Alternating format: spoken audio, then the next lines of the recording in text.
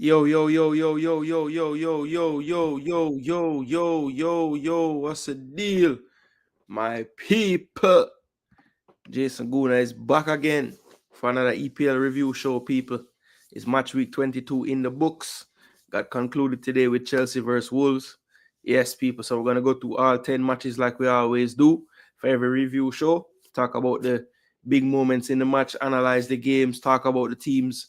Obviously, a lot of teams in different ends of the spectrum in terms of how they're feeling about their chances this season. And we're going to discuss everything, people, from of course, the Liverpool. I know the fans of Liverpool very happy this week. Back to a 6-point lead with that game still in hand. You have your Arsenal fans. Of course, you see under my name, you see inconsistency. So that's it. Fresh Wagwan. Yeah, saw the news. Tyreek Magee back in the JPL. With Mount Pleasant. We heard rumors that it could have been Arnett Gardens. We heard a rumor that it could have been Veer. And now we're hearing today from MG that it is actually Mount Pleasant. But from other sources, I've heard that there's still offers on the table he's considering. So nothing set in stone as far as him going to Mount Pleasant, as far as I have heard. So let's see. So still not a here we go. Bless up, Fresh. Long time, bro. Hope all is well with you and the family. Bless up, Father Bling. We're there. Yeah, man, we're there. We're going to talk about some EPL tonight, people. You know how things set. Yeah, we have the standings to be revealed as well. We have to crown a champion this week. And, of course, the dreaded donkey of the week as well. So, yeah, we're gonna do all those things tonight show. Just going to run the show. Not really sure how long it's going to run, but basically, the format of the show. We're going to bring up all the games, talk about the stats, the game itself, any key moments in the game people want to discuss, and of course, give an overall, outlook for the teams that played the match and what have you, and just talk about what we see for them in the future. Of course, some of the teams in the Premier League this week will have some European fixtures to play. So at the end of the show, before we leave, we'll definitely just look at the fixtures for the EPL teams going into this week, because that always factors into the games next week as well. So we like to know what teams are up to during the midweek, right? So we're gonna look at all those things in tonight's show, people. But remember, this is a YouTube program, so you need to do these things for me, people. You need to like, right? You need to like the video. You need to share the content as well. And if you are new to the channel, your first time here finding this content, please be sure to subscribe as well. And when you do subscribe, turn on the bell notifications. Now, another way to support the channel, you can always drop a super chat when you drop in and bigging up the people in the comment section, bigging up the channel. That's a way to support as well. And of course, I want to big up one of my newest members, CK. That's another way you can support the channel. You can join it and become a member for $1.99, people. It's just another way to show your support to Jason Gooner TV as we're in the growth stage and development stage of the channel. Any bit helps, right? So the $1.99 is just a way to show your support, lock in with the channel, and don't know you can become a part of the family. Now, of course, there will be perks down the line. We're going to be some members only content now. I have a goal in mind for the amount of members I would like to reach before I start putting out content for my members. But yeah, that will stay between myself and my brain for now. But yeah, we are well on our way, people. So just keep on supporting. Every little support does help.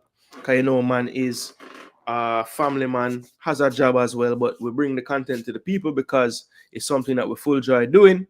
And yeah, we're gonna always bring the content once we have life and breath. See, big up yourself, Jordan LFC. Boy, and I run with this thing, start. I need to slow down, And you can't drop some more point, man.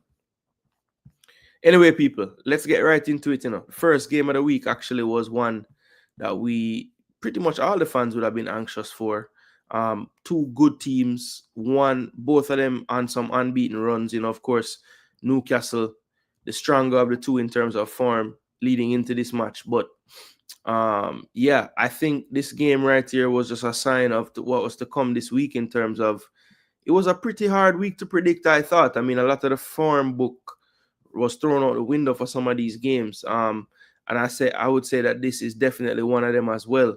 And the game that we're talking about, people, if you don't realize as yet, that game is definitely the game between Newcastle and Bournemouth. So this game ended 4-1 to Bournemouth, people. 4-1 to Bournemouth. And I think, the scoreline, sometimes a scoreline can happen and you say, boy, that team really made the most of that scoreline to get that scoreline. But I would say in this game, they were good value for this victory. Kluivert, clinical. He had a hat-trick earlier in the season, had another one this game.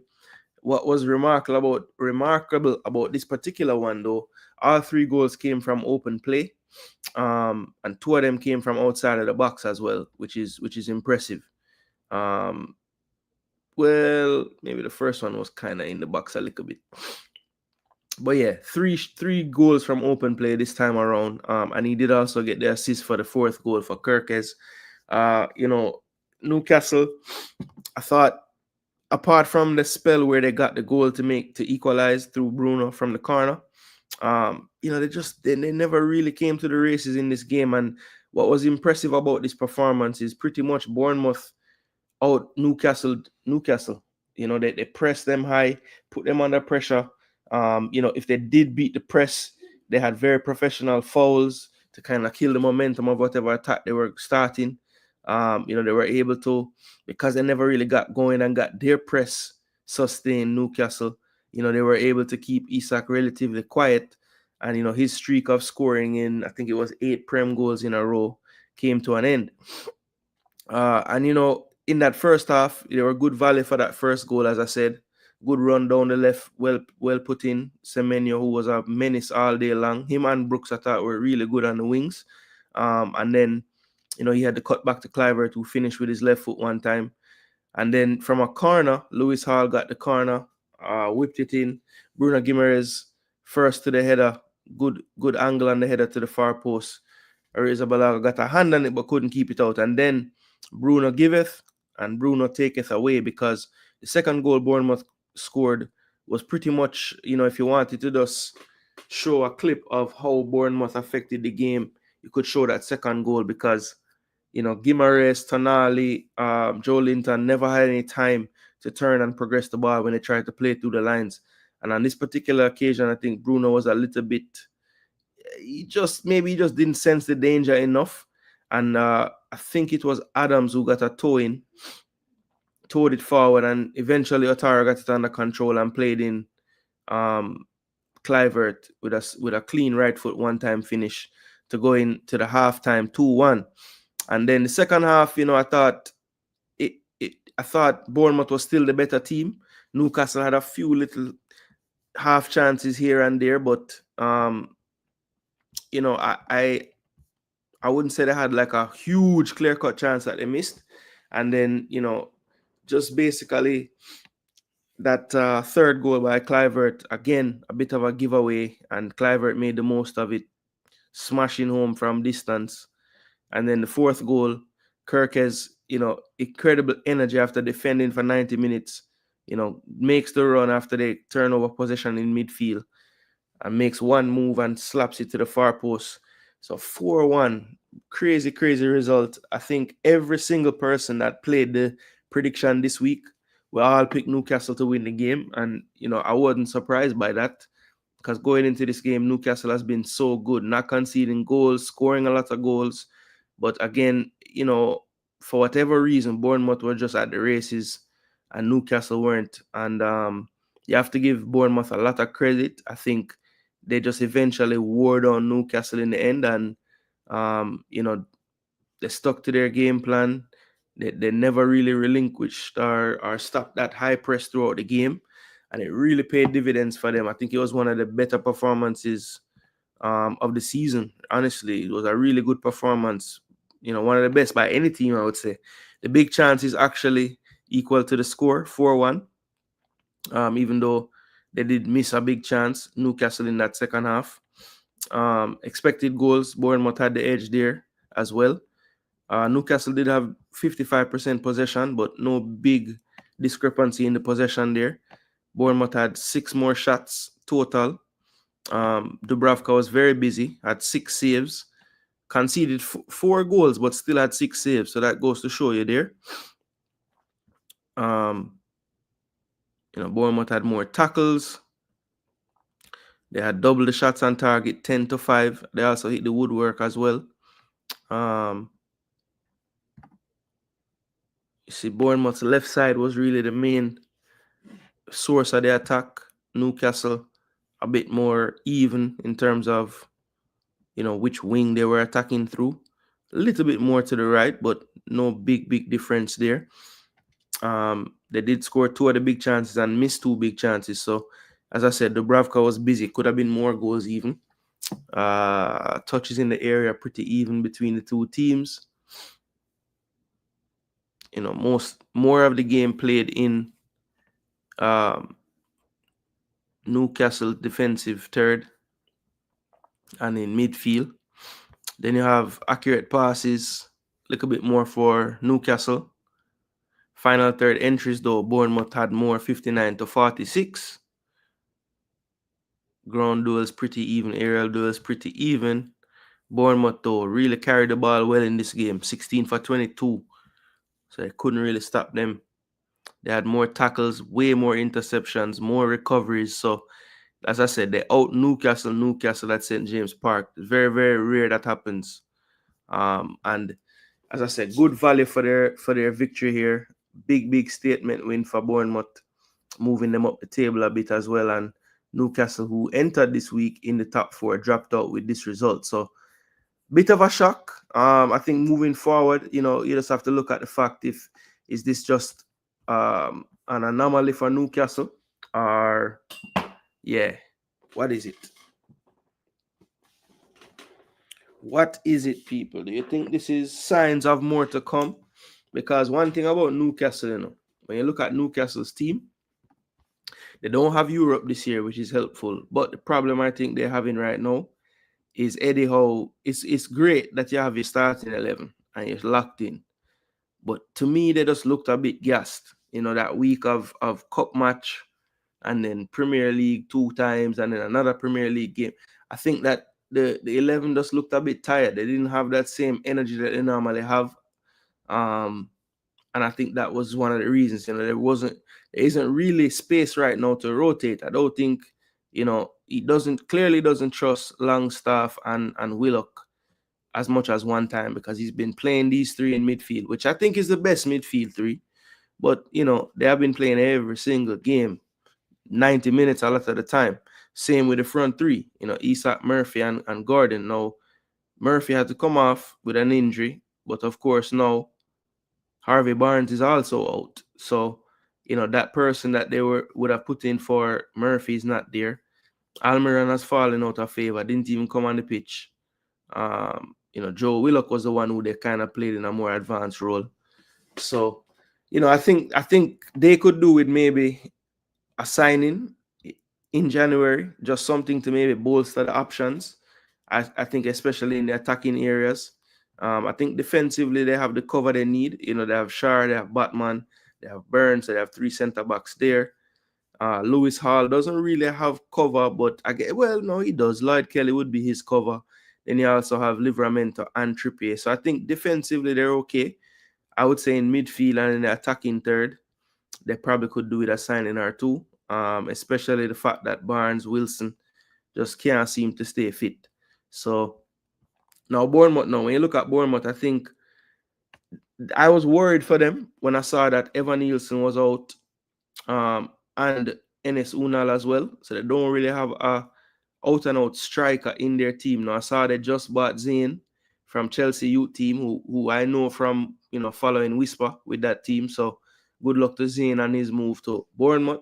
He was on the bench, didn't get a game, but pretty much it was 2 kids that came on in the 98th minute, and Daniel Jebison, who I think they have recalled because he was on loan somewhere, I think. Yeah, so they recalled him in January due to all the issues. I think the plan was to loan him for the year, but he has come back from loan from Watford. And Jebison, let me see. Jebison hasn't really been lighting it up. I think he only had let's see, championship. Yeah, so he played 13 matches, only started 3, didn't have a goal or an assist on the season. So a lot of spot minutes, 31 minutes per game played all year. So he wasn't really lighting it up at Watford either. And he's pretty much the first option off the bench right now in an attacking sense. So, look, I think they don't have the midweek tax, so they don't have Europe. That will help. But I would think, based on this injury list right here, unless a lot of these guys are close to getting back, I would say they probably need to do some signings in that attacking area. Brooks, Clivert, Semenyo, Otara, they're doing work right now. Good, very good work. But there's going to be games in this run coming up where they need to make a change. Injuries happen. David Brooks just coming back from injury not too long ago. So sure they wouldn't want to have him out there playing 90 minutes over and over and over. So, yeah, but I think Bournemouth, though, what you can say with them is they have a clear plan. Their coach has them well drilled. They're one of the better pressing teams when you talk about recovering in the final third, turning teams over high up the pitch. I think they're among the top in the league in those stats, and that's really how they get you. If you're not fully switched on and focused when you're playing out, they will nick it from you and cause problems. And then when you look at their backline, I think this youngster right here has really been a revelation. 19 years of age, came over from Spain. Well, he's from Spain, but he came over from Juve. He basically was a Juve youth player, came through the ranks, was on loan at Roma for the last half of last season, and then loaned back to Juve, was there in the summer, and he came over for 15.2 million euros in the summer, and he's been really a revelation. I can see him being a player that makes a massive profit for the club. And these clubs, the Bournemouth, the Brightons, they are doing an excellent job with their recruiting, finding young gems, bedding them in, giving them the experience, and then cashing in on them. Obviously, once their talent level kind of exceeds where Bournemouth can really get them, they go for massive profit. And this kid, I think, is going to be another one. If you look at his games, 8.2, 6.9, 6.9, 8.4, 8.2, 7.1, 7.7. So he has really been strong in the Premier League. 7.4, 8.3. So he's definitely been playing very well since he got into the starting lineup. And yeah, I think he has definitely transformed this back line to be even sturdier. But they have their issues injury-wise. But like I said, because the coach's plan is so clear, as long as these guys can stay somewhat healthy, who's playing now, then they will continue to cause issues. And I think there's a reason why they have even done better away from home than at home. I think a lot of that has to do with that way that they play.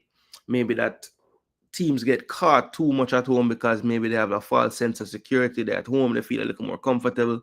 I think they really cause the errors even more when a team has this false sense of comfort, So yeah, very good performance. I'm telling you, really good. One of the better ones, I would say, this season for any team, really. Very good performance by Bournemouth, and definitely put Newcastle to the sword. Now, the next game, people, was a big game. The Bees hosting Liverpool at the GTech. And of course, you see there, 2-0 Liverpool. If you've been living under a rock, you wouldn't have known. But yes, Liverpool did get the job done. 2-0 over Brentford. At one point in that second half, pretty much I sent a message in my family group chat and I said, listen, these guys, Brentford better get at least a goal because there's no way that Liverpool ain't scoring in this game. It was too much pressure. They were getting in way too frequently in that second half. And, you knew that at some point it was going to happen. And I had faith. that Wissar and Boomer could connect on one of those counter-attacks and get a goal. But it wasn't meant to be. I thought Alisson was sturdy on the day. I thought Trent had one of his best games for the season as well, in terms of his defensive work. Salah didn't score or assist, but definitely very involved in anything good Liverpool did. He was more of a setup player in this day. I think there were a couple times when maybe he was being too unselfish. He wasn't really being himself and could have shot a few times, but 7 key passes. You cannot really downplay that. That's a lot of key passes in 90 minutes plus. And he did create a big chance as well. But Trent, Alisson, Salah, definitely good games. I thought the centre backs and the keeper for Brentford were really good. I thought the right and left back weren't bad either. I think Wissa and Mbeumo good as well. Just didn't really get the goal, and it didn't really have much opportunity to get a goal. Honestly, a lot of half chances really in the game for Brentford, but yeah, they did have a couple decent opportunities though. I will talk about them. But yeah, in the end, Darwin Núñez, the super sub, came off the bench, got 2 goals. I think he now has like the second most goals off the bench since he been in the Prem. So yeah, decent. CK said big up the donkeys in advance. We say your birthday forward Thursday. Big up Jordan. Happy early strong. When it forward, they don't know. Hopefully you go live that day, they will bless you. Chile, blessings. What go on, my brother? Yeah, man. Kyle Walker almost out the door, bro. You can pop the champagne. Bless up. Hot Skull, Red Skull. Big up yourself. Where say Kirk is at Arsenal, brother. Is a left back team you want to build. The one position we don't need a left back in a brother. We have about 100,000 left back, man. We need to sell some of them first, man. Jeez and peas, man. We have Zinchenko, Tierney, Calafiori, Miles Lewis, Kelly. Who again? Jakob Kivior played there before. Tommy Yasu can play there too. Jeez and peas. We have a left back factory. As soon as I put Isak in my FPL, he doesn't score. Yeah. I had a feeling, so I never captained him this week. I was like, they give Cole Palmer the armband, which wasn't the right choice either. I should have just get Chris Board and done. See it there? Can I get Chris Board in the team this week? I had Isak already. So me benefit off pretty much 6 out of them 8 weeks there. When they go crazy, this week, him just mess me up. Donkey of the week checking in. Now man float, you get where? There was one worse than us, and it really was a technicality because he never give me a score.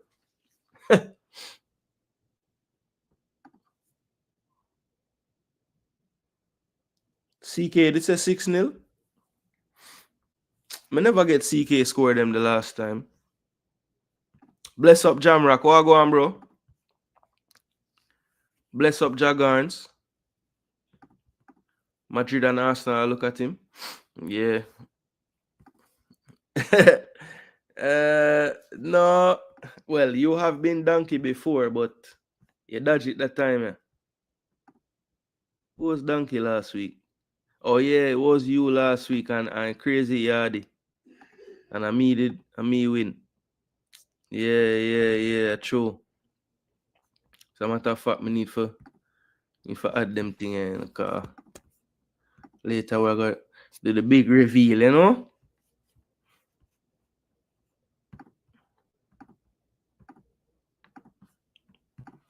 Alright, so let's talk about it. Yeah, man, hopeful Jamrock. So let's talk about it, people. So Liverpool got it done, people. They got over the line late. But to be honest, man, they were good value. They deserve to get the 3 points. I mean, look at the expected goals, almost all the way out to 3.5, 0.72 for Brentford. So they could have got one as well. 2 big chances to Liverpool's 4 created. Look at the difference in shots though, 37 to 11. I think it's like the most shots in the Premier League away from home. Some kind of record that was. Alisson very active though, 7 saves. 6 saves made by Flecken. Had a good game as well. And I honestly have to say that, as a Dutch fan, obviously reggae boys all day, but I'm also a Netherlands fan, and Verbruggen been starting for Netherlands a lot, like the last couple of windows. But I would say on the balance of their season so far, Flecken actually been better than him, to be honest. Flecken been better than Verbruggen, so it's going to be interesting the next international window who the coach goes for as the starter. Because based on this season form, I would have to go with Flecken, to be honest. 8 shots on target. in favor of Liverpool to the 6 on target from Brentford. So, that's not so bad, a bigger disparity there. Then you have, 2 big chances missed by Brentford, 2 missed by Liverpool, but they did convert 2 of their 4 touches in the area. Look at that, 61 to 24, and I'm sure the entries are 53 to 30. So it's definitely a lot more of the game played in Brentford's half. But I must say that Brentford, very, very good counter-attacking team. Just a couple of actions they need, and they're in and around your box, looking dangerous. Both team made about even recoveries. Both keepers preventing goals. Big save for Flecken. Yeah, so this game right here, basically I would say the difference in the game for me was probably the benches. I think Thomas Frank would have loved to, around, let me see, around this mark right here when he put on Shade, he probably would have loved to have had 2 other attacking options, which, Carvalho is on the bench, who clearly he doesn't really trust because you don't really see him play.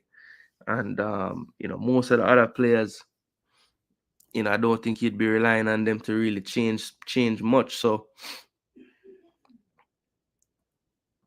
I feel like they could probably dip into the window as well and get another, wide option, or, just in behind the striker type of option, just to give you some more options off the bench. Look at the difference now with Liverpool. Robertson, Nunes, Curtis Jones, Harvey Elliott, Federico Chiesa. I mean, those 5 players start for, most of them start in Brentford's team just about. So that just goes to show the difference, and I think even I will talk about it in a little while when I talk about the Arsenal game. It's almost like, that's the difference in the 2 teams right now.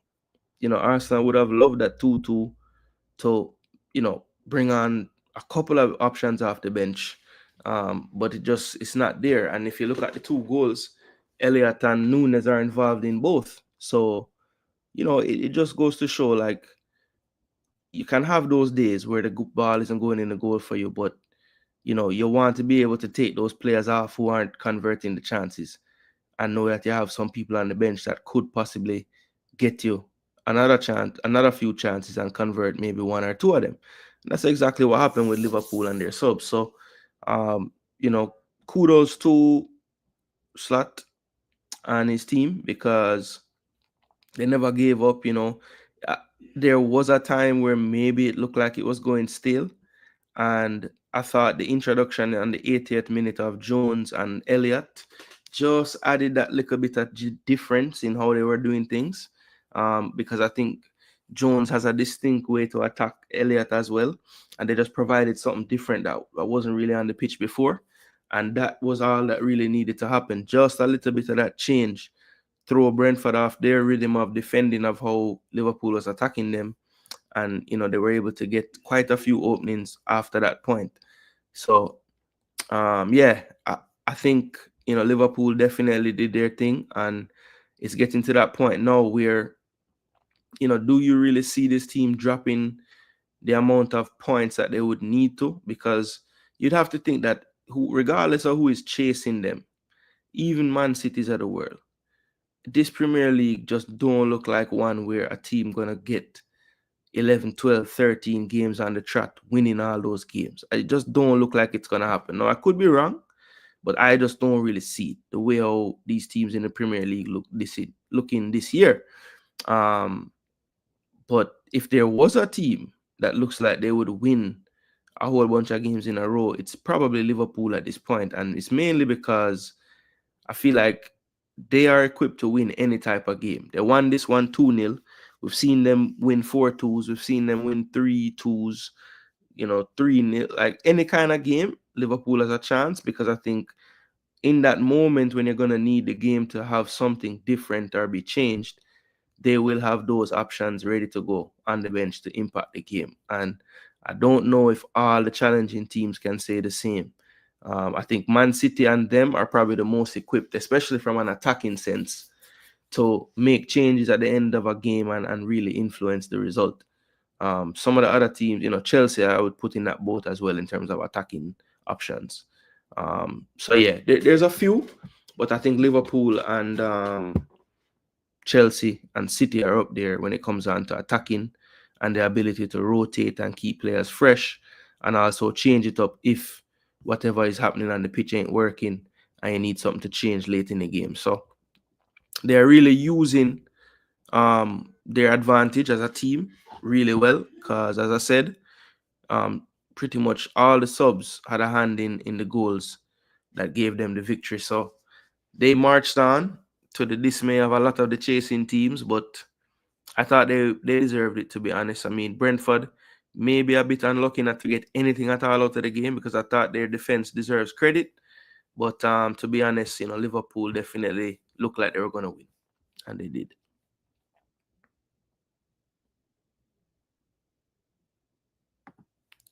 Ryan Abbas. Bless up, RR. Bless up. Fresh God, what up? Yeah, man, fresh about, man. Long time we don't see Fresh. Fresh I sort out himself still, so I saw it go sometime. All right, people. So the next game, and this one was not a memorable one for Mr. Van Nistelrooy and his charges because they went down 2-0. The Bluebirds were out when Adama Traore scored his second or scored his first to make it 2-0. Definitely the Bluebirds were out. They were not having it, people. They were very upset. And, to be honest, I didn't really see much from this Leicester team to say they did anything to deserve anything in this game. I thought Fulham dominated this one. We're the better team, the more composed team. When you look at the stats, they had more of the ball, they had the higher expected goals, they created more big chances, they had more shots. Pretty much every aspect of the game, Fulham, had that covered. The only thing that was a bit strange, the only 2 shots on target in this entire game for Fulham were the 2 goals. Leicester did beat them in the shots on target, 4-2. But other than that, it was really nothing. I mean, they missed the one big chance they had. The entries heavily in favor of the winners, Fulham. And they just wanted it more as well. More ground duels, more successful dribbles, more tackles, more recoveries. They did make 2 errors as well, though. And that's really been how they've been conceding more goals lately, just the errors around the back. But Leno was top, 5 saves, 3 of them being big saves. So, yeah, Leno did his thing after making a mistake last game. He came back strong. But the man of the match, Harry Wilson, he's been on a tear, goal and assist wise lately. Definitely one to watch if you play FPL. I saw a lot of people kind of bringing him in, especially for this past week. But, he's really been doing his thing, though, if we're looking at it. I mean, let me see. So this is just recently, assist in that game, goal and a goal in December. And around this as well, he had some, 2 goals against Fulham, a goal against Brentford, 1 against Palace. He scored on the international window. So, yeah, he's just been really racking up the goals and assists.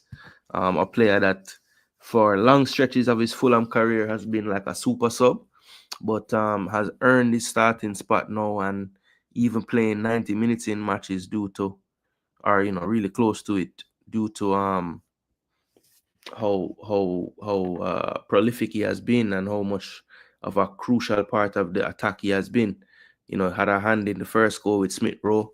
He's the one who played the cross across for the flick on header, and Smith Rowe was brave and had a diving header. And then the second goal put on a plate for Traore, having switched over to that left side, and Traore was down the right. So, Fulham Fulham, good result. Fulham, one of those teams, I think, if they can just get consistent, they would be another team in the vein of a Bournemouth. I don't think they're quite as aggressive in the press, but I do rate the fact that regardless of the opponent, well, I shouldn't say that because they did go very low block against Arsenal when we played them. But yeah, for the most part, they want to do the right things on the pitch. I think they have a good mixture of possession and also knowing that they have the capability to hurt you in the transition. So, they mix it up quite well. And I think the emergence of Robinson as a threat has really opened up that left side for Iwobi to operate in that kind of inside left space that he really likes more, and he's been more effective. So one thing I love about this coach is he knows how to put his players into positions to be successful. I don't think the consistency is there as a team. I think at times they lose their focus, especially around the back. But yeah, I think they're a team that should start to feel like they can push at least for that, top 10 area, maybe sneaking into one of those Europa Conference League, one of those places or something like that. Because if they can just get their consistency, at times they can play with the best of the teams. And you can look at like their result against the top teams. Usually they can eke out draws and every now and again pull off an upset. But this one is looking bleak for Leicester. Rude getting booed, and he had some words after the game basically saying, it's one thing to lose, but like he said, we were poor in pretty much every area. So, not really the message that you want to be giving after a game in the Prem, but he was just being honest, people. They were poor. They were very poor on the day. The next game, West Ham Crystal Palace. We thought that there might have been a new manager bounce, which we kind of got last week. I think they did win that fixture. Yeah, they won 3-2 last week. So we thought we were going to see that manager bounce, but it wasn't meant to be, people. And that was a midweek fixture, actually. Crystal Palace, though, on the other hand, they had a huge new manager bounce when Glasner came last year. It kind of died out the start of this season. I think a lot of that had to do with maybe some of their key players having a lot of work done in the summer. In the likes of Daniel Munoz playing, what was that, Copa America. Mateta playing at the Olympics. Eze playing with England. There was a lot of the players that were doing a lot in the summertime. And I think they were just slow getting started out. I think Mateta wasn't quite fully up to speed when the season started, and you know how important he is to their team. So, I just think that they're all kind of getting back to a fitness level that is required in the Prem. And you're seeing the benefits. Also, they had to get used to life without Michael Olise, and Sarr had to emerge as that replacement. Definitely a different style player, but they have figured out how to unlock his key attribute. And it's a great mix of players, I think, because you have the speedster, Sarr, you have Mateta, who is the battering ram, but also technical and can link up the play. And then you have the wild card, Eze, can strike from distance, can dribble, can drive, can play a 1-2, can cross, So I just think the balance of those three is really good. Like one of them have a superpower, and they all have different ones. So I think it's a good mix of attacking players to use in that type of system. So yeah, I think they saw Chalobah leave on loan, but Chris Richards is back fit now, so that's working out. And I must say, one of the best keepers in the league this year, along with Brentford's Flecken, Nottingham Forest, Matt Sells, Arsenal Raya, and I would say another keeper that has to be mentioned is Crystal Palace Henderson as well. I think he's done really, really well this year. Definitely one of the better keepers for me, Dean Henderson.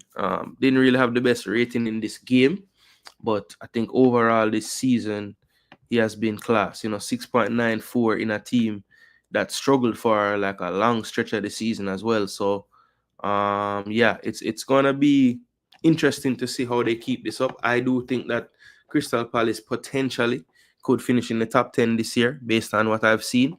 But it's gonna be a long stretch of time, and I think they similar to a lot of the teams that maybe don't have the funds. It's just about getting lucky as far as the injury room goes. If they can stay healthy though, they have a chance. West Ham, boy, I tell you, it's not looking good. 2 yellows from Mavropanos, he was sent off.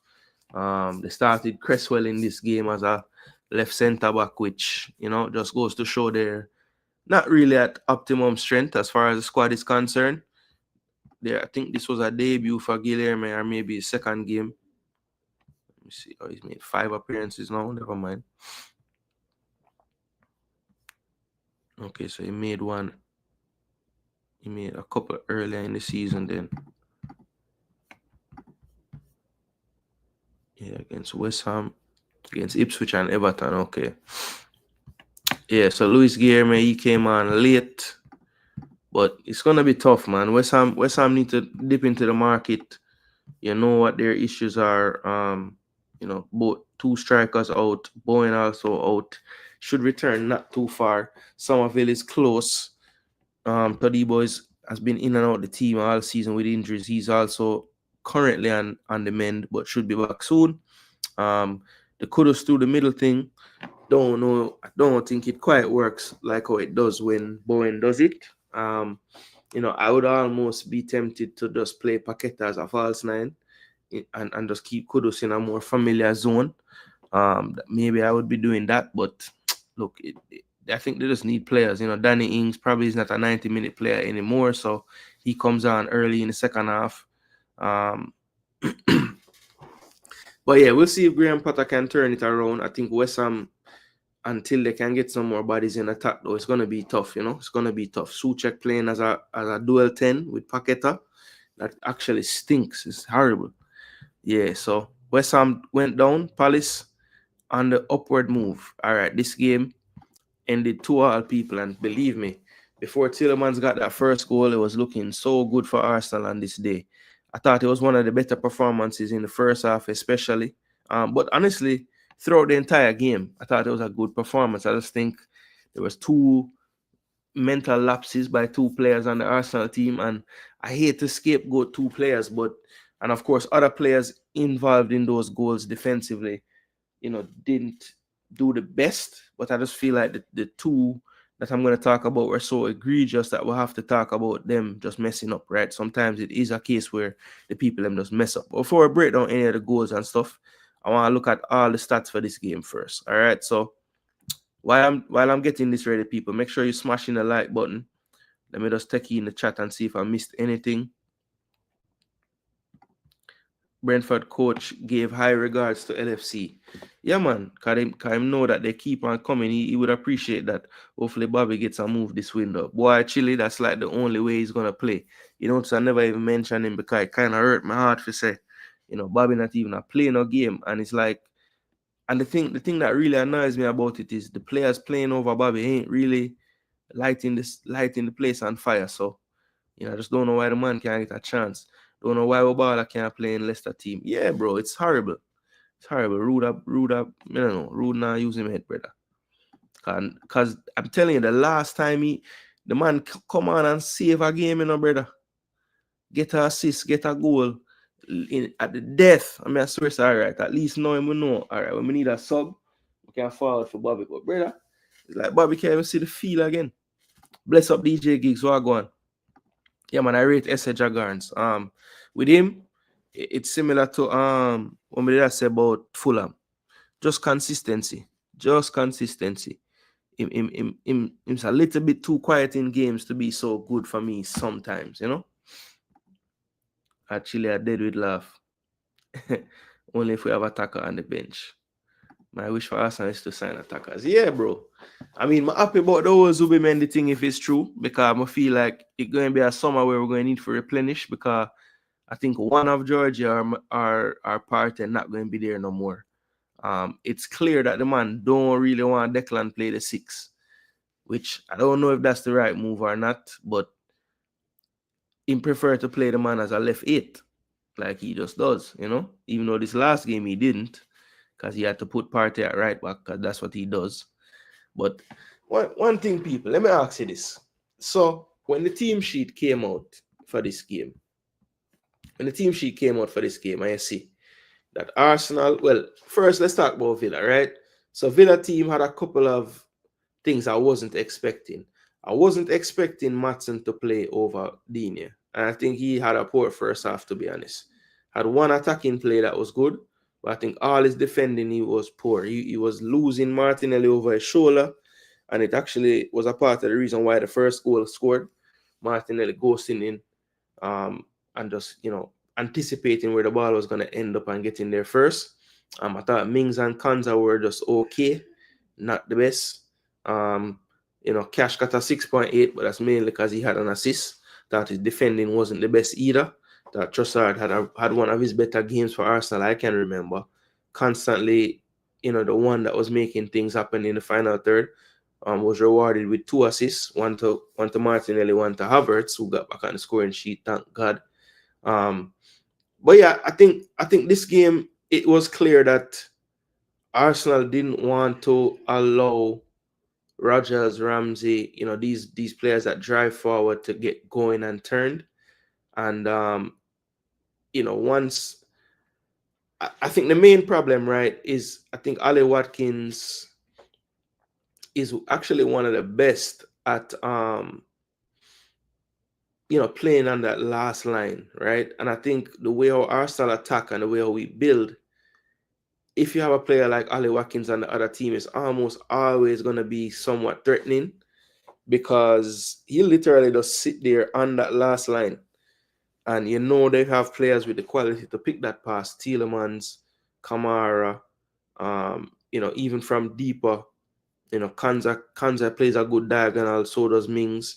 So they have the players that can kind of, cause that issue. And we saw after maybe the first, I would say, 20 minutes or so, when Arsenal really was on top, the couple times that Villa did break and stuff, it looked dangerous. It just felt dangerous.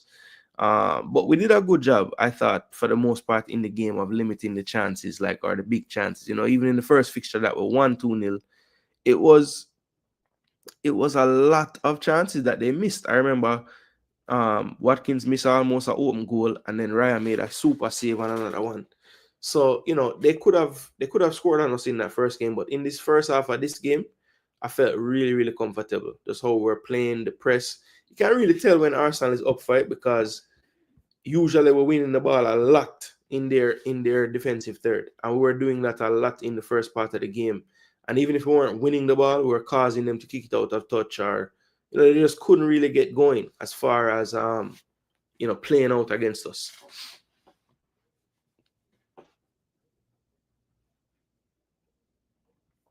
Boy, Emery, a waste man, coach. Ever try to stop man from winning Premier League?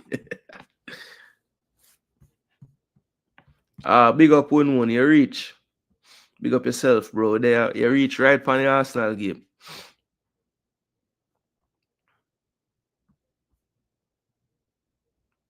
Jorginho need to go. Rice look better at 6. Yeah, I agree. I think the reason why he don't like Rice in the 6 is because he know that the way his 6 need to play, he need to be able to progress the damn ball. And it's not every time as a 6 he can just drive with the ball, and that's what Rice is good at. Rice is really just good at driving with the ball. So that's why that left 8 spot makes sense, because a lot of time, if you notice, when Rice get a ball in space, him not play the ball, the man dribble up to the edge of the 18 and then find a next pass. And I just feel like he likes that about him. And then he also likes when Rice break into the box late.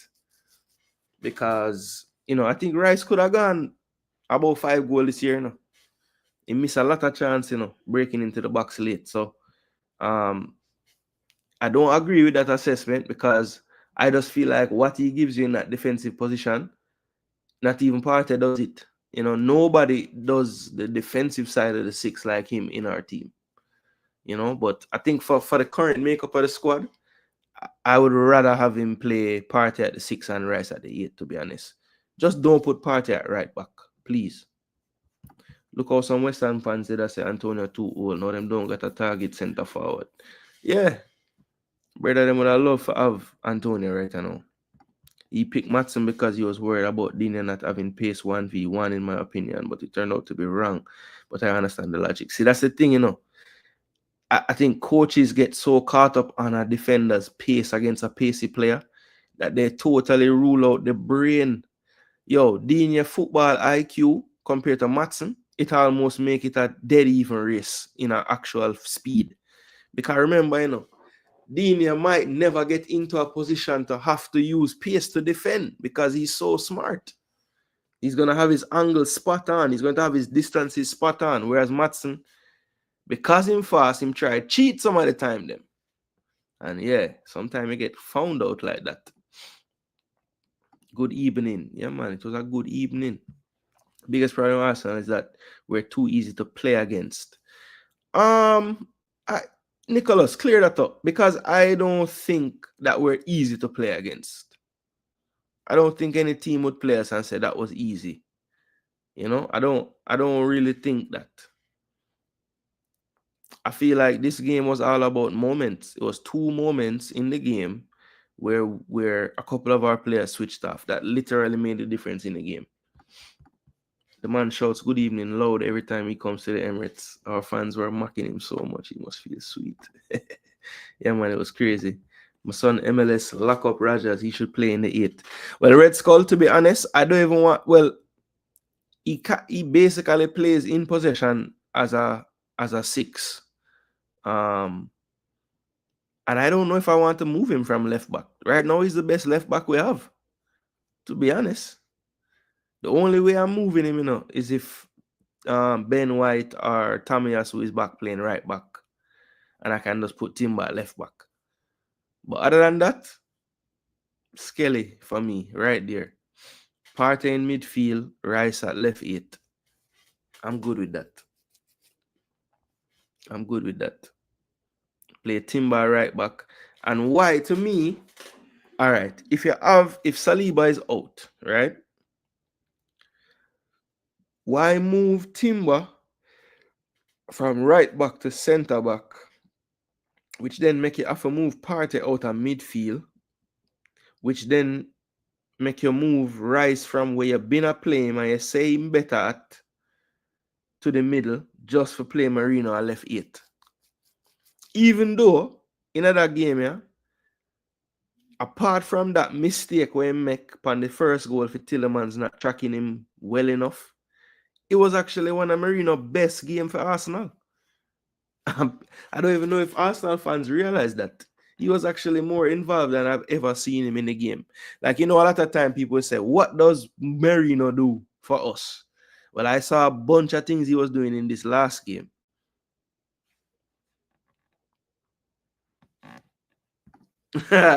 No. Nobody take your phone in there, brother. Just listen and forward when you can. The phone and the water thing is not good. That boy Skelly is made for the left 8. Yeah, look, if we had left backs that he trusted, well, look, to me, he's just stubborn at this point because I've seen Tierney play.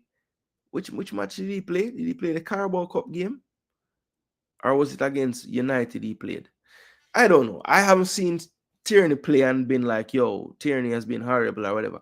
Play Tierney at left back, brother. If you don't trust Zinchenko no more, which most fans probably don't, and I don't at left back, play Tierney at left back and play Miles in at the 8 on the left. Simple.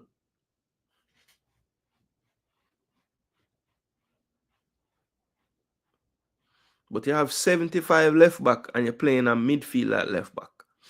You have one right back and you put him a centre back and you bring a next midfielder go play right back. You move too much damn things. Yeah, exactly. Rice does not progress the ball well at all from the 6. That's why he don't play there. I agree totally. I think when he pick up the ball in the 8, he have the option to actually drive with the football more than when he's in the 6.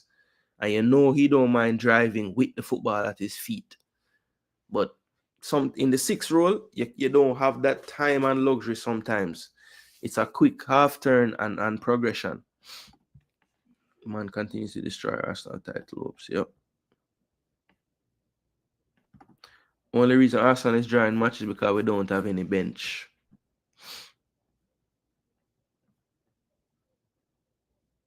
Manchester starting position took away a yard of pace from himself. He can be taught but lacks defensive understanding. Yeah, I see him way better in a 3 system as a wing back. I don't think he's a left back in a 4. I just don't think him have the defensive attributes to me. That's what I'm saying. Put KT there. Play the man. Yeah, you did say that. You were calling for Miles from time. But I mean, you could see it when he played the Champions League games that he's played. He always played good. Always.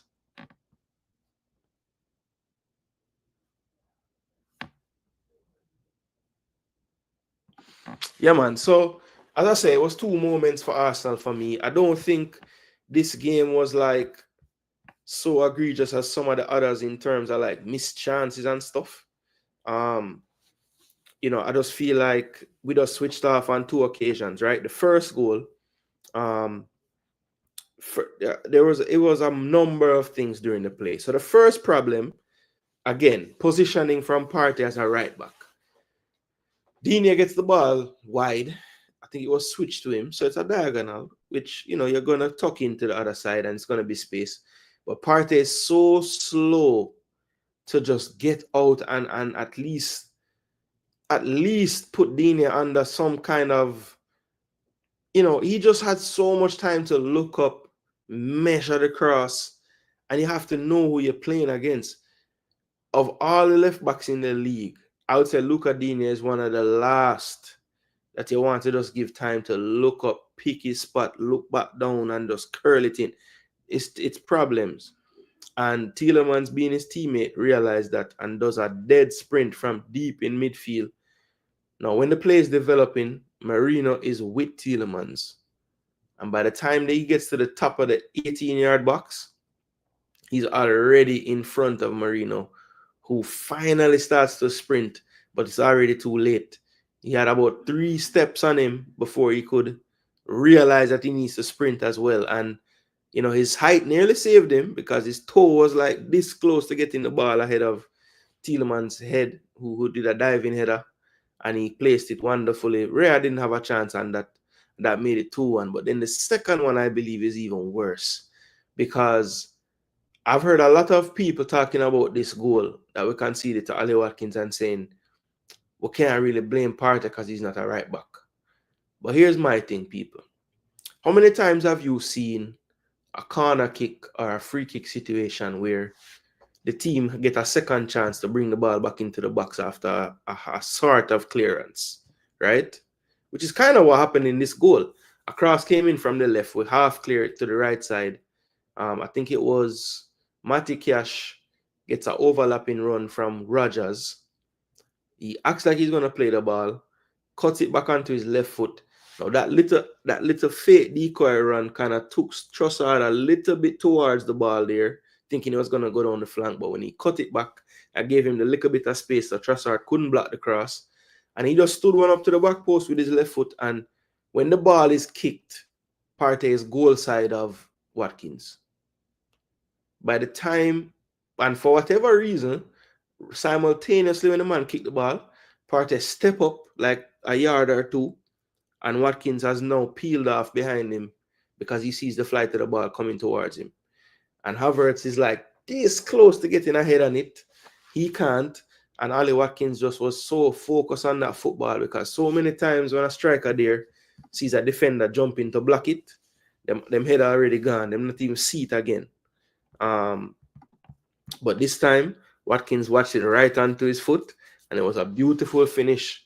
Hit the underside of the crossbar. Again, no chance for Raya, really. Just too close to react in time, and that made it 2-2. But again, just 2 lapses by 2 players, just not switched on the way they need to be. And that really was the difference in the game. Trossard was our best player, I thought, as well as Gabriel in defense.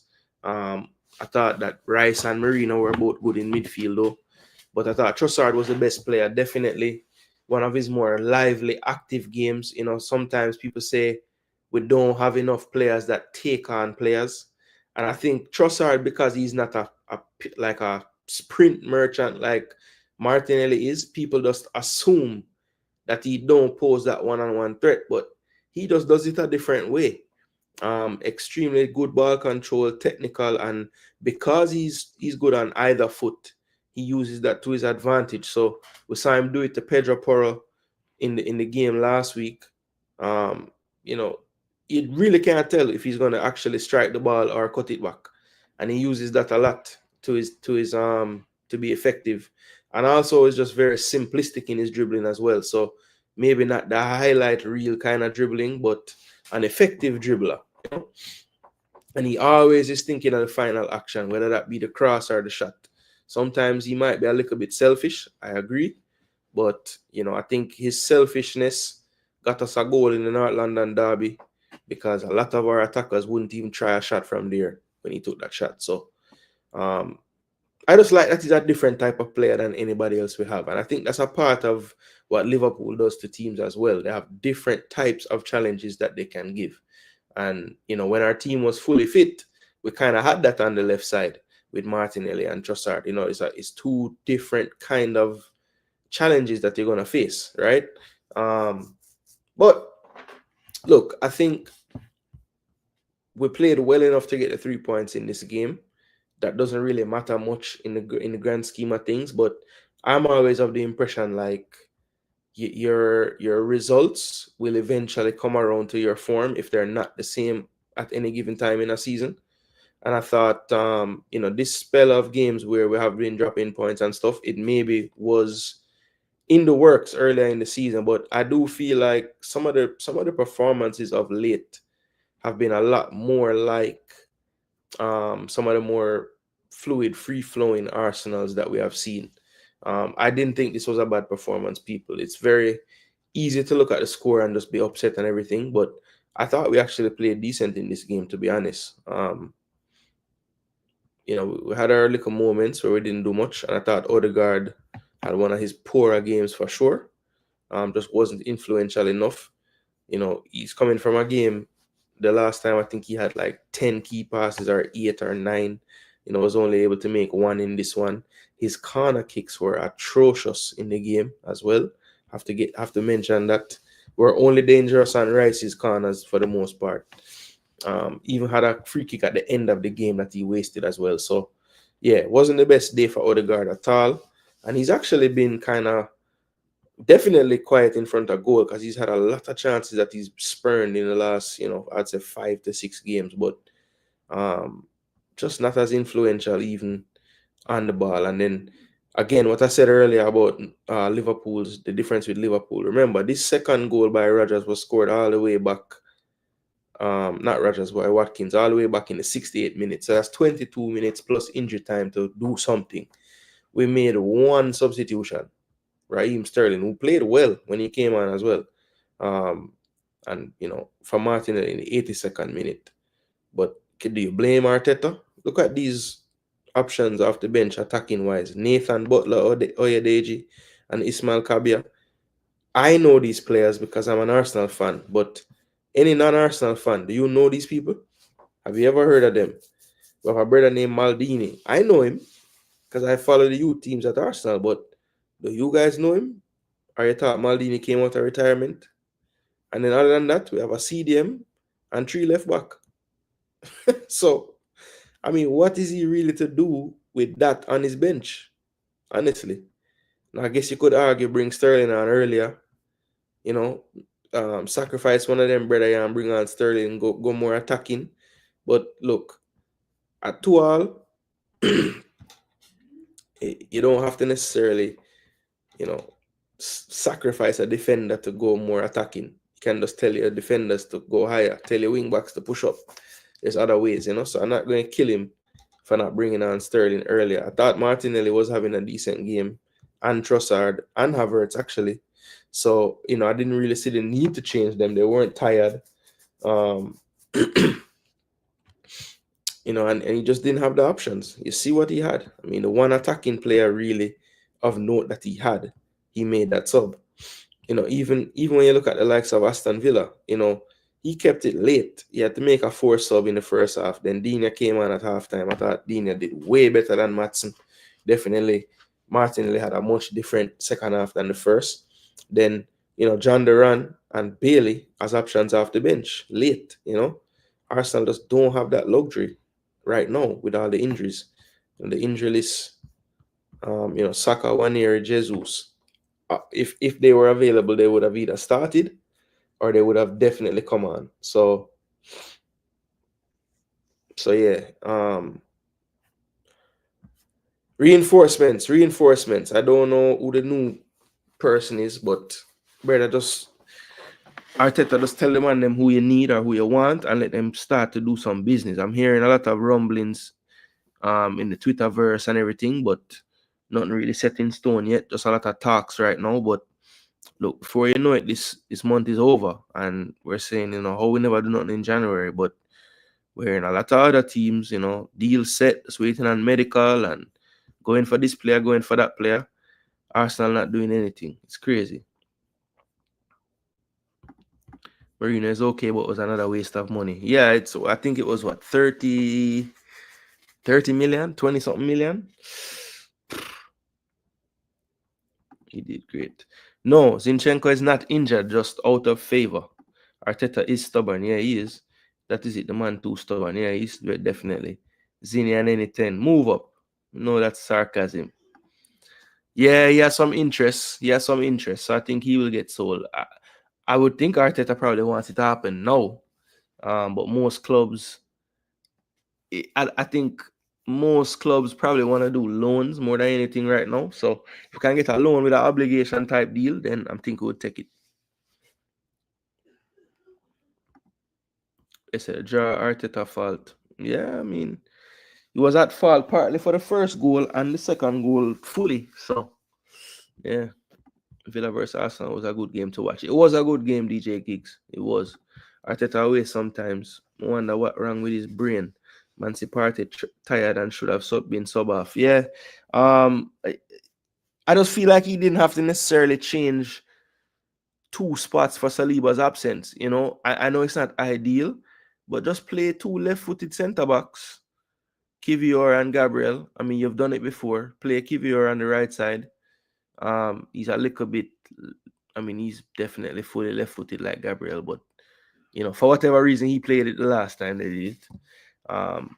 You're going to play a system where one of the back 4 is not gonna be there when we're in possession. So you just slide the umbrella and you put, Kivior.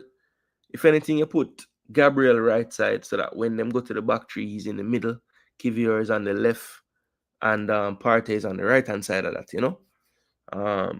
There's ways you could have done it and not upset so many areas on the field while watching instead of holding his position. Yeah, man, it was ridiculous. Rice is a glorified water carrier.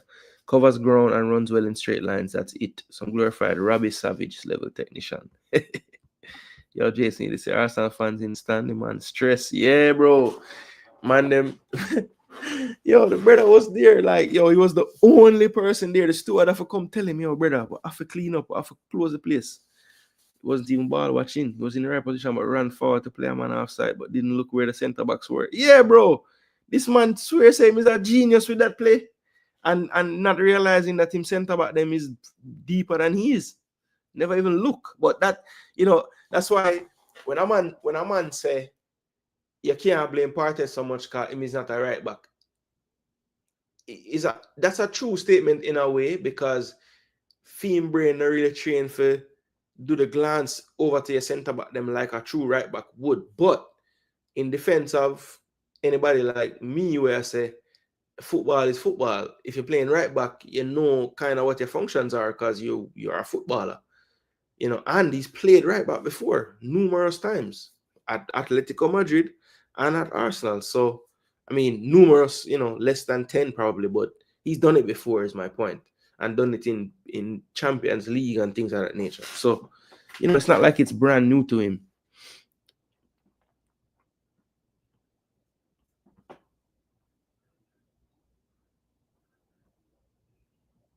Second one worst, man. I tell you. Only reason Mr. Marino signed for Arsenal is to get Zubimendi. We say him was we signed him as a next scout. Or another agent for the deal. Bless up Sean, what go on? Suriname in the building. Yeah man. Big up Sean. Yeah, yard man. Robbie! And the man get upset, man. Voice go way up so. Hope Trossard continue. Need him to catch form. Yeah. That's like the biggest silver lining. Like somebody in the attacking area looking like that, like him ready for damage people. Work on his finishing. And that's actually one of his best things. I would say him is like probably, I mean, it's sad, but I think Trossard is probably our best finisher. So that does go for sure. You. Now bother with the trolling, Sean, please. But it look like a overseas theme thing go. Because I mean, you have to think about the clubs that could have paid for at least some of the wages.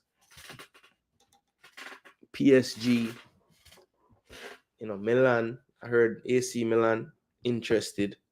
But I thought they were at their quota for English players, but I could be wrong. But Mr. Ball watching because him get attracted to the initial flight to the ball instead of holding position. Big up Pristine. Another one I remember them. Blessings. Big up fam. Big up. I watched Lurk on Saturday playing. Oh, Hirano Kirk? Yeah.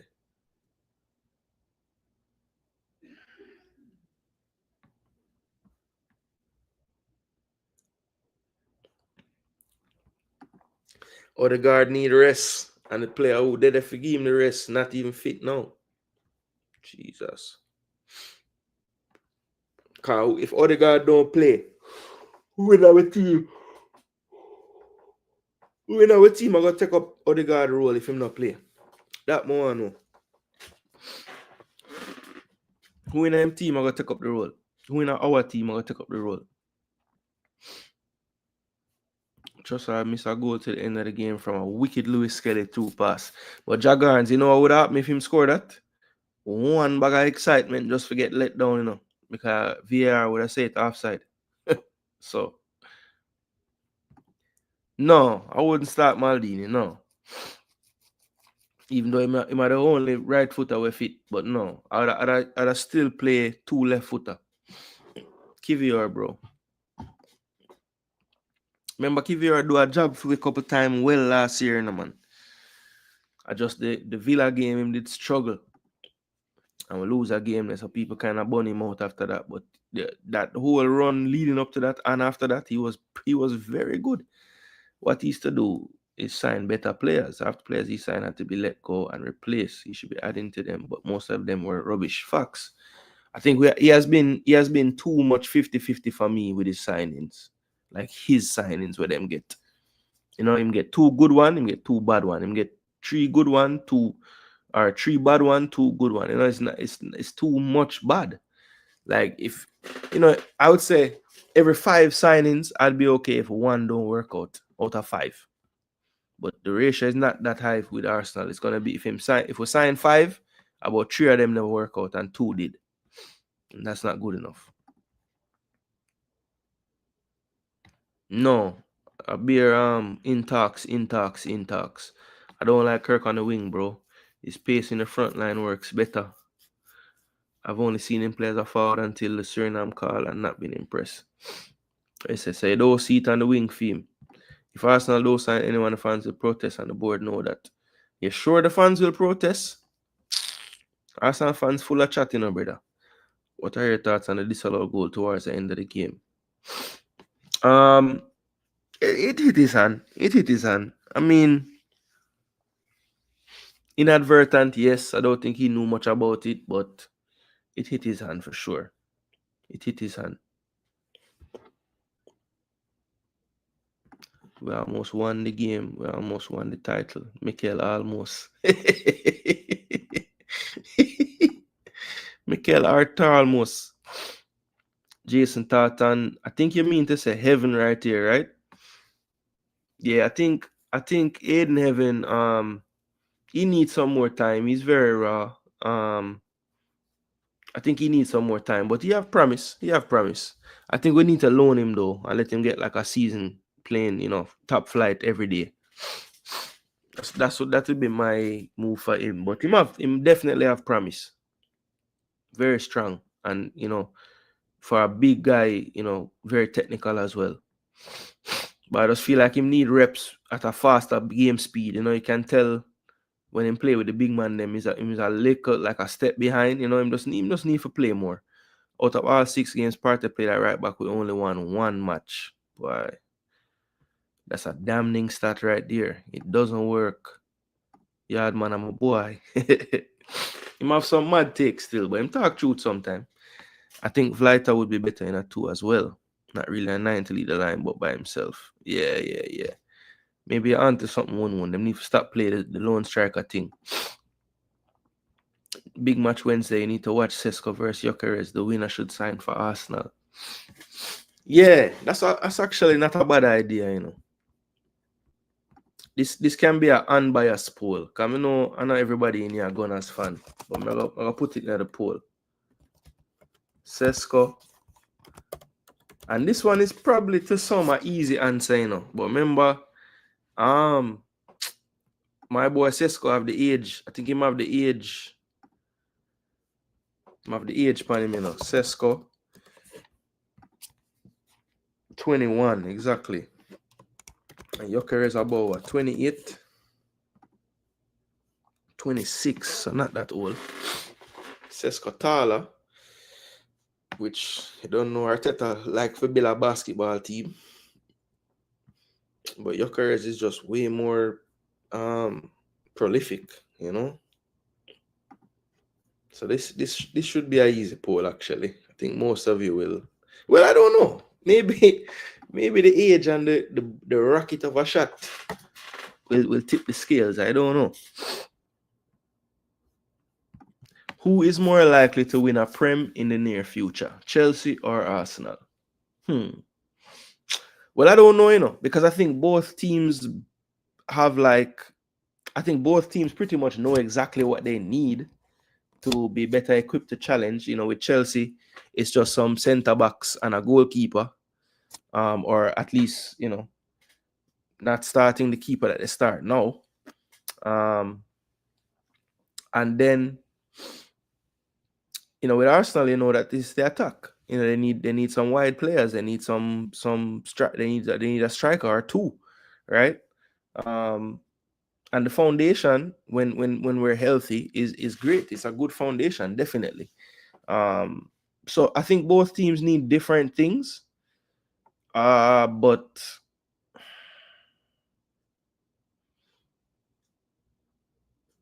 I would say because they have done it more recently as a club, I would say Chelsea is probably more likely. Now, if they'll do it before Arsenal is another question. But more likely, I would say Chelsea. Because I think that their board has proven if they're really in with a shout to do something, they're going to react and do something to help. And I just don't have that trust in my board, Yeah, Buckeyes win it. I just still have it on a while ago. I wait for the tennis to start because that really they want to see. Okay, I'm talk about Suriname still. Red Skull are dead with laugh. I know Red Skull not gonna like the answer there, but the truth me attack. Isaka go on, man. But I don't think that Newcastle will sell him right now. I think Arsenal is prepared to break the club record fee in the summer for him. But I feel like honestly, I think at this current moment, Arsenal want 2 strikers. I think they're going to get 1 in January and I'm going to try to get another one in the summer. Or at the very least 2 attackers. So we might get the wide/central version now, and then go for the central one in the summer. But I feel like he wants reinforcements in that attacking area for sure. I mean, he said as much in the press conference, Sesko age favors me. Yeah. Only thing Chelsea do, buy players, them soon go bankrupt. While Gyökeres is Prem proven. He's not Prem proven, he's championship proven. But he ain't never done nothing in the Prem in his career.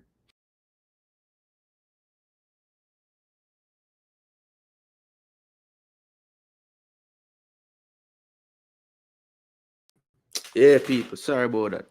Yeah, but him not Prem proven, Skull. Him is championship proven, not Prem proven. This man not playing a game in a Prem.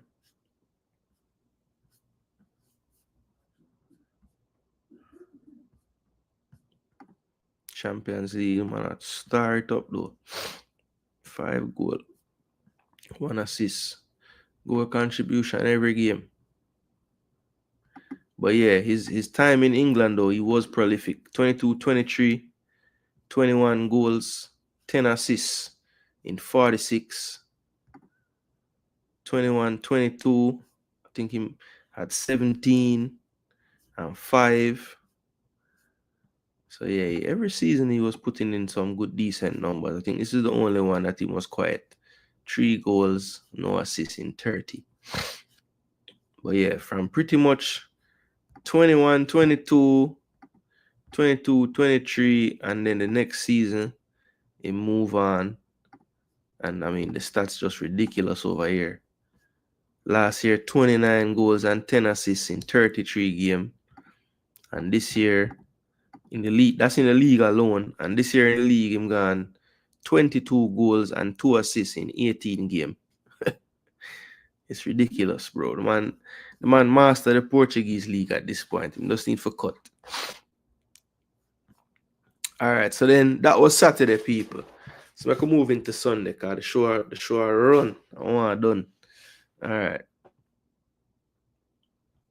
Why would Isak downgrade to Arsenal, going from playing with Gordon to playing with Martinelli? So you conveniently leave out everybody else who I'm going to play with. Go ahead, Chile. Not bother with it.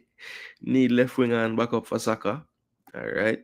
Keeping the ball is part of your culture, which is good. Okay. Mikel almost. CB and proper left back and Arsenal win the league. CB? So you want to break up the partnership? Move up, Chile. I think we need a good backup CB, striker, and top left winger. Them things first. Okay, so you and Red Skull agree then. Because Skull never say backup, him just say CB. So I say, okay. So you want to break up the covers. Yeah. I just wonder if you want, find a next CB where can challenge them two, brother. Which, you probably want somebody close in status. So that is not a huge drop off when one of them can't play. But you're probably going to make somebody unhappy. So, it's always that too. All right, so let's move into the Sunday fixtures now. So this one was an upset, people. Everton, 3-0 at halftime. Them have them boy, yeah. That idiot side their name Spurs. What a side worthless, man. 22 game them play and a 12 game them lose in the Premier League. My word. David Moyes with the new manager bounce, the new old manager, brand new second hand. But yeah, this one we had some madness happening in this game. First, Everton scored 3 goals in 1 half. I can't tell you the last time I said that happened. See? Dominic Calvert-Lewin scored a goal where he turned around and defender 2 times and then shoot. I don't think I've ever seen Calvert-Lewin score a goal like that since before him injury and stuff. When he used to score enough goal. So that was a crazy sight in there. And then NDI with a brilliant piece of goal. Good 1-2 in midfield with Guy. And then he just took on the player in the back line. Now, the big talking point really in this game was everybody thought when Davies was back and they saw the names that maybe Archie Gray could finally play midfield. But instead, Ange Postecoglou actually changed his system and went to a back 3. He played Spence and Porro at wingback, Bergvall and Matassar, Kulusevski and Madison, and Son up front, right?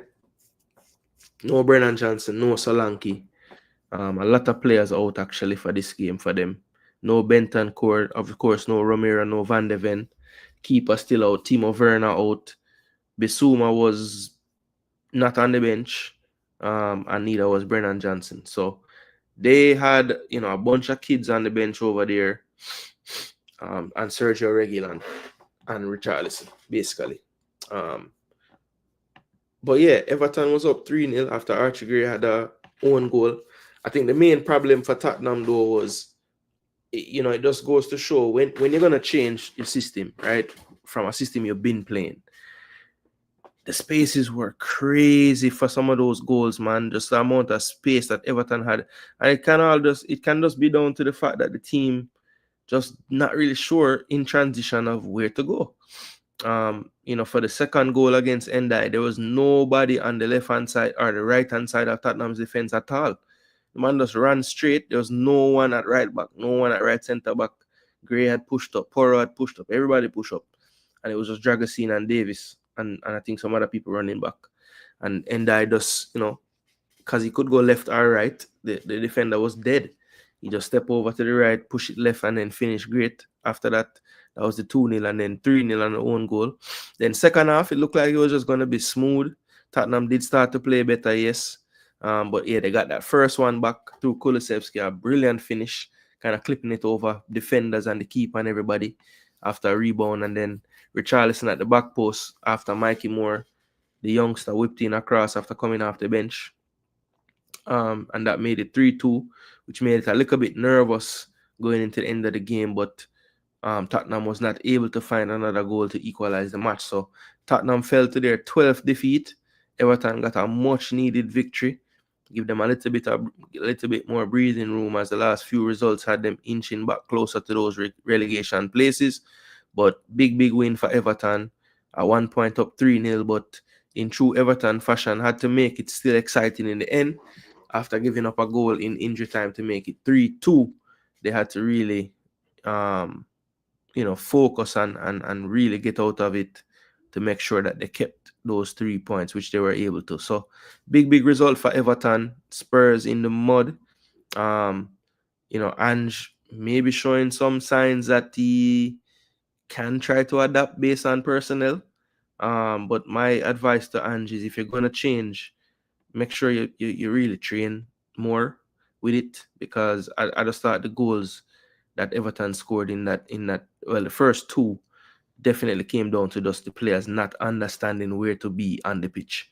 And I can only attribute that to them changing their system a bit, and maybe people were unsure of where to be, and it was especially noticeable whenever Everton transitioned from defense to attack.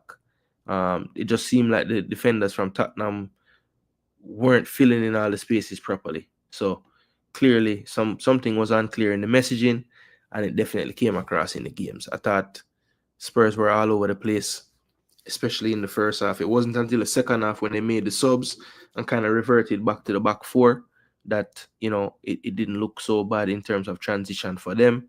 It didn't really change much in attack, to be honest, because that side of the pitch pretty much would have the similar type of formation or setup, regardless of it's a back three or back four. But I thought definitely the midfield in transition, the defense in transition struggled. And I think you have to put that down to the change in tactic.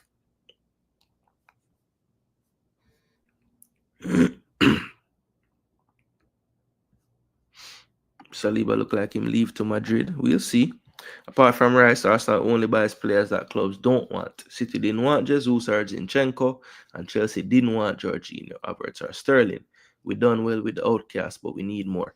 Yeah, that's true. And I think that a part of that is, I know at one point we were doing that because we needed a lot of change and we didn't have the money. So we're trying to get people on cut price that maybe other clubs didn't necessarily, they were deemed surplus to requirements, or they were unhappy with their lack of opportunity at the club, or whatever the case was. And I think we did decent, because look, let's be honest, when Zinchenko came at first, like the first, I would say half of that entire season, he was actually good. And then he kind of started to show his defensive frailties, and he's since kind of lost his place in the squad even at times. Jesus, while he has never been prolific, I think there have been enough times in terms of just his overall gameplay where we're happy and we're saying, man, he just put through Martinelli to cross for the goal, or he just turned on three people in the midfield and spread the play, and that led to us scoring. So maybe he wasn't doing the decisive action, but he was doing something. But I agree, Strings, we need to get out of this. We need to go for it. Rafael Leao, why are we not going for him? Why are we not going for, You know, we went for Nico Williams, it didn't work out. We went for Sesko, it didn't work out.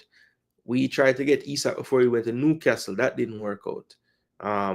So I think sometimes it's on us that we're not doing enough, and other times we're just not getting the deals over the line either. So if we don't add those things, we don't have a higher chance of winning the league. It's not a must we not go win. That is true. I think people get that misconstrued sometimes. Get this player, get that player, we're going to win. No, it gives us a better chance.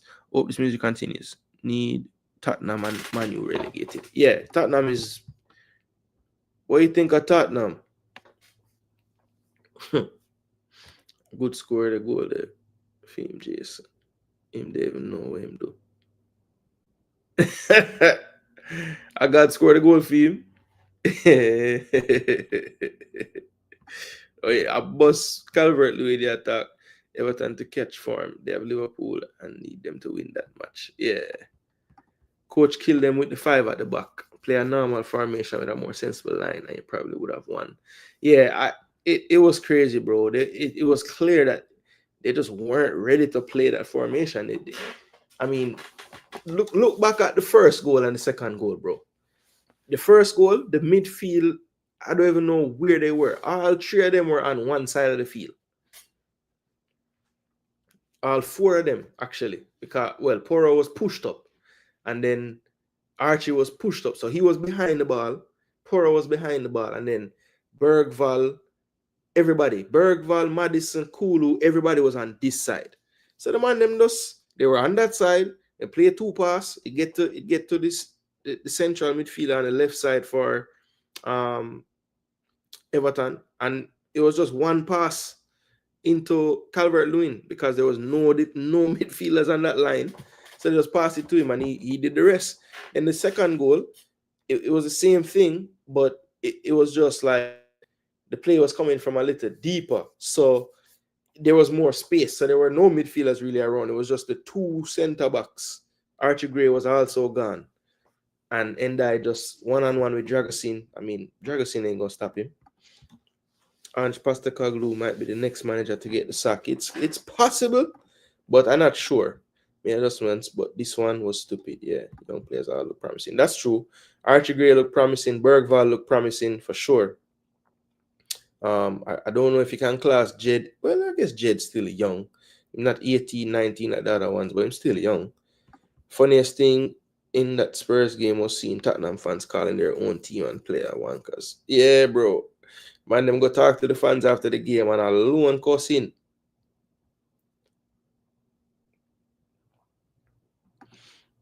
I don't. Well, look, I feel like Tottenham, I have to be honest, bro. Them keeper out, them 2 main starting centre back out.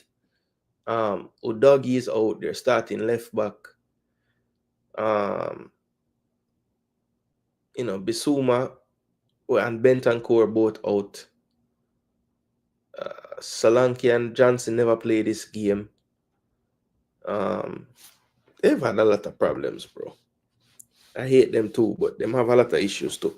His adjustments have been better. Carry on. You lost against Arsenal, but Everton are not Arsenal. You had 2 centre backs, but changed formation and still left great centre back. Madness. Yeah, when I saw the names, I said, okay, now I get to see what Archie Gray plays like in the Premier League in midfield. Because I'd never seen it before. Jesus need to leave Arsenal. It's time up in Arsenal shirt. Yeah. He was trying to play for a future this past couple of weeks and month or whatever, but yeah, did his knee again. It's not really. Yeah, it's not a striker issue. It's a coaching issue. How many times was Havertz on the right wing crossing it to a striker that wasn't there versus Villa? Coach has to coach. Our strikers do too much.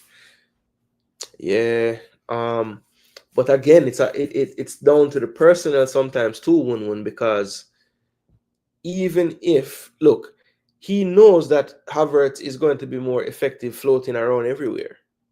Because if you put him static as a striker, he's probably not in the game as much as you want him to be. So yeah, I just feel like him don't mind the fluidity and the moving and whatever.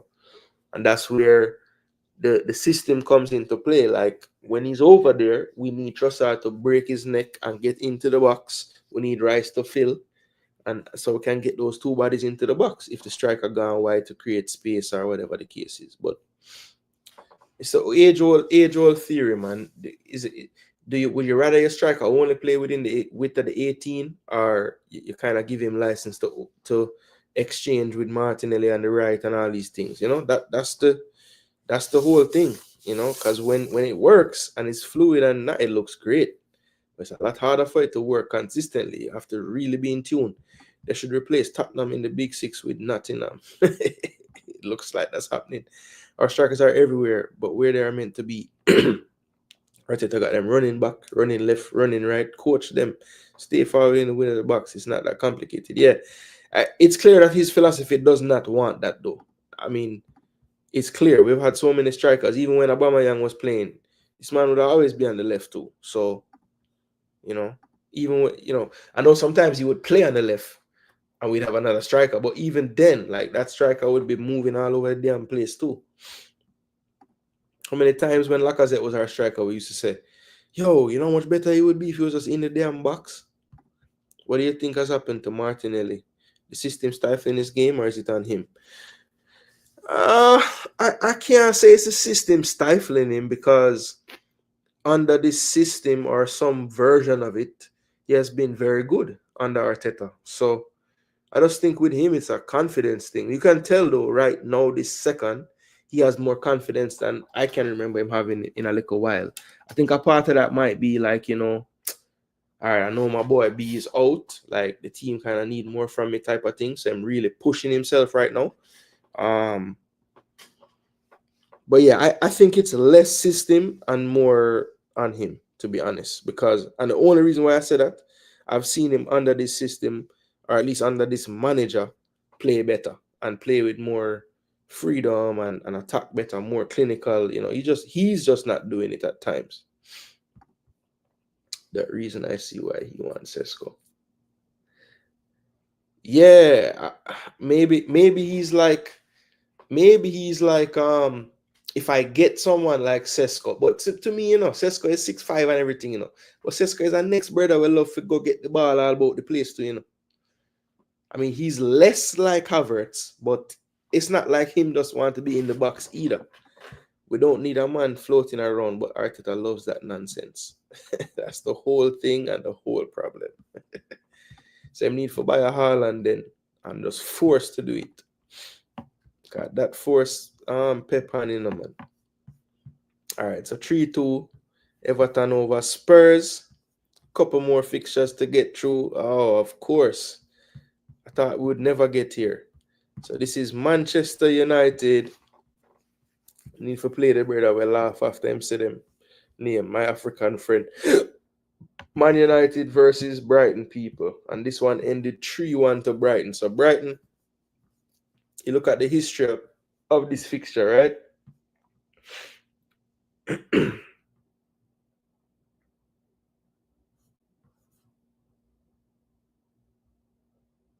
Three losses in a row. Damn.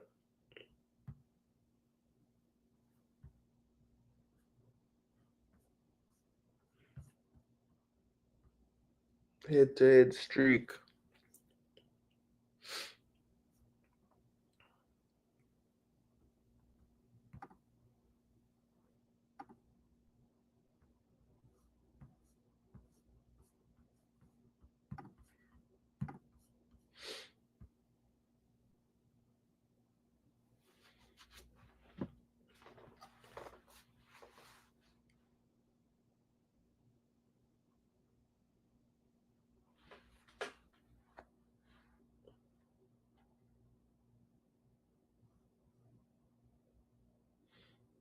I'll play Everton next. Fulham, I'll play Man U next. It's going to be tough. But look at the head-to-head of these two teams. So Brighton, that was their third win on the bounce. Actually, no. Second win in a row. The last year, May. But they beat them at Old Trafford 3-1 the last time as well. So they have had some good results at Old Trafford lately. And they have beaten Man U now 4 of the last 5 times they faced them. So becoming a bit of a bogey team for United in the league. That's 5 out of 6, 6 out of 7, 6 out of 8. Yeah, so they have won 6 of their last 7 in the Premier League against Manchester United. So not a good look at all. This game was, a pretty evenish game. I thought Man U had their moments, but I thought Brighton was definitely the more clinical in attack in terms of creation, getting the better of the chances as well.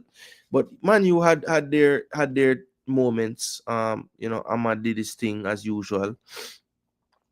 But yeah, shots on target, a little bit of an edge to Brighton. Let's just take a look at some of the bigger metrics we like to check. Big chances scored, Brighton more clinical. 3 big chances converted out of the 4. But we'll have to talk about some of the issues that Man U had. And one of the main issues definitely was the goalkeeping department. Onana definitely, causing some problems in the goal. He had a 5.5 rating, people. A 5.5 rating. That is poor. Had 1 error leading to a goal. Negative in the goals prevented. Didn't make a save on the day in the 90 minutes. So just a bad day at the office. The first goal scored by Brighton was very early. And I thought that it just goes to show when you have a manager that gives his team a clear way to attack a team based on what he has watched and seen. We saw that happen in the first goal. So, of course, Manchester United and Amorim, they play the back 3 system, right? Euro, Maguire, and De Ligt were the 3 in this game. Now, what Hurstler did excellent in this game, he doesn't normally play with Pedro and Welbeck kind of beside each other. It usually is one staggered behind the other. But because he wanted to occupy the 2 wide center backs, he kind of played Welbeck and Pedro as basically 2 false 9s because they were dropping deep to help in the build-up. But what that did was it forced Mazraoui and Dalot to constantly be worried about the ball over the top. Once Euro vacate this space and De Ligt vacate this space. And that's basically how they got in for the first goal. If you look at the starting point, when Baleba played the ball from deep in his own half, or, at basically around here, start of the middle third, basically. Welbeck and Pedro are dropping short to collect from Baleba. And Mitoma and Minte are literally on the line of the last defenders. Mazraoui and Maguire are actually closer than De Ligt and Maguire at the time of the ball going over the top. Mitoma times his run perfectly, takes the first touch. Minte, who was up high with Mitoma, is right across the box for the simplest of tap-ins. But it was literally like you could see the man say, yo, this is how I want to attack them first. And they literally did it and it worked. So, that to me is coaching. Some people say, oh, coaching is this and that, and him can't go kick the ball for them, and him can't. But he can give them the blueprint to kick the ball in the goal. And that's exactly what he did with that first goal there. Then they got a penalty, which was deserved. It was a penalty put away by Bruno Fernandes. But, even after that goal, you would have expected at home for Man U to kind of kick on. And it never really happened after that goal.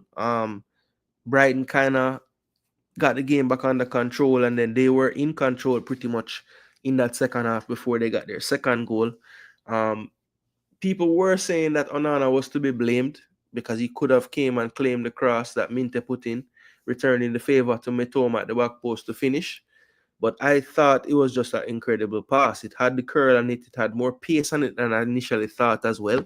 And I just don't think he had an angle to really go for that ball. He would have gone for that and flapped at it and missed, and then it would have looked even worse. So I just feel like depth perception really wasn't helping out a lot of the fans who were cussing him on that particular goal. Because when you watch it back and you really study it, the angle of the cross, it had more pace on it than I thought at first too. It looked like it was just floated kind of weak, but it wasn't a whipped ball, but it wasn't just like a floated ball either. It was kind of in between, and it had some curl on it. So At the time when it would have been passing on Nana, it was further away from him than obviously where it was when Mitoma put his foot on it. So I just don't think people took that all into account. But the third goal, people, the third goal, I cannot defend you, Onana. The ball comes across. I think Ayari sends it in on the ground, and the cross is too close to the keeper. Ruta is not going to get the ball, who had subbed down by that point. He just dives for it and just spills it right on Ruta's foot. And Ruta did well to take a touch out of his feet and then whip it in underneath the diving, desperate Onana to make it 3-1. And once that went in, it was really kind of the end. But, kudos to Man U for fighting and trying to at least get a goal back. But good goalkeeping in the end, good defending in the end.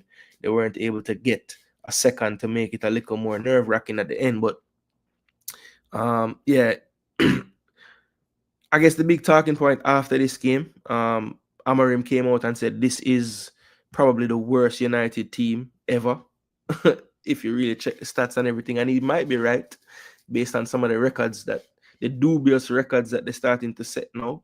I saw them compared to a team from 1893, 94 for something they did. And I was like, damn, that's when you know your season really is bad. I mean, we're talking over 100 years of history. They had to go back to find a team worse than them things. So, but I think, look, Amorim said it before and he wasn't lying. He said that we're going to have problems with results because I can see in the first few games that the team is not really prepared to play how I want to play.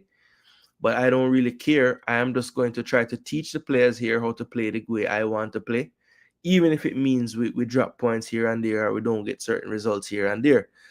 The issue I have with that, Amorim, is that you came into a situation where I don't think you have so much margin for error to just be to just want to teach the players you have to play your style so much so that you don't have to change anything about the way you want to coach them, especially knowing that most of these players you're probably not going to keep. So what's the point of teaching them how to play your way and whatever, if it means you're going to lose 3-1 at home and 3-0 at home and these things? You have to find some kind of happy medium where you're still training them to play this style or you're teaching them tactically how to play that style. But surely it can't be the only way you plan to play moving forward because, as you said rightly, in your first couple of press conferences, the players that are there, a lot of them may not suit the way you want to play. So what say you guys, people? Is he being too stubborn with his formation, trying to play players that him know don't work in his formation just for the sake of saying, I want these players to perfect the way I want to play and get an identity in this team? Can he do that without relegating them or without them having just more poor results? I don't know.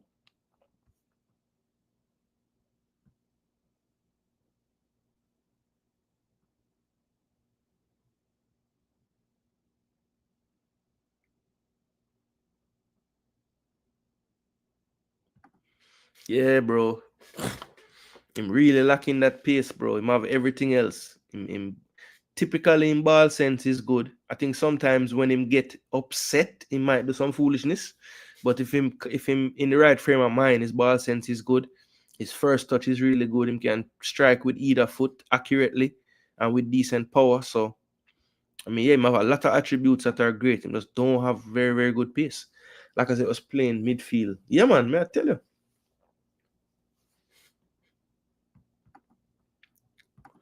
Ipswich striker is another one, but him like for run round too. Him like for there everywhere. But at least in the right moment, you see him in the box. I blame the coach, bro. It's by design and it's nonsense. But hopefully Arteta learns, adjusts, and signs a man to stay where a striker should be. Yeah, I think 1-1, that's the only way I would think him really serious if him actually find a striker that him know. Well, me can't tell him to go nowhere but this. So yeah.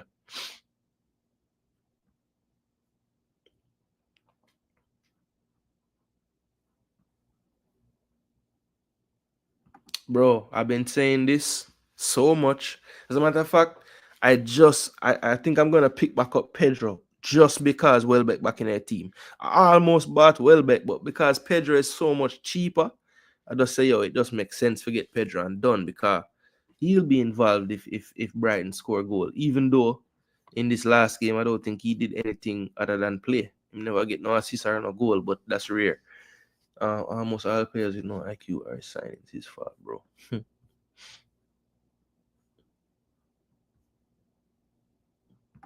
We're stand from 1994.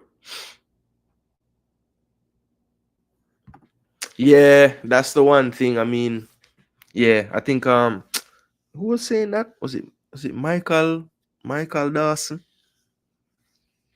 One of them pundits was saying that yeah, him just don't understand why him did have to say that publicly and thing.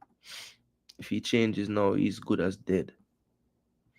Okay. So Duke, I was waiting for the United fans to let me know what they thought. Big up, Charles. Happy New Year to you as well, bro. Big up yourself, bro. Thanks for tuning in.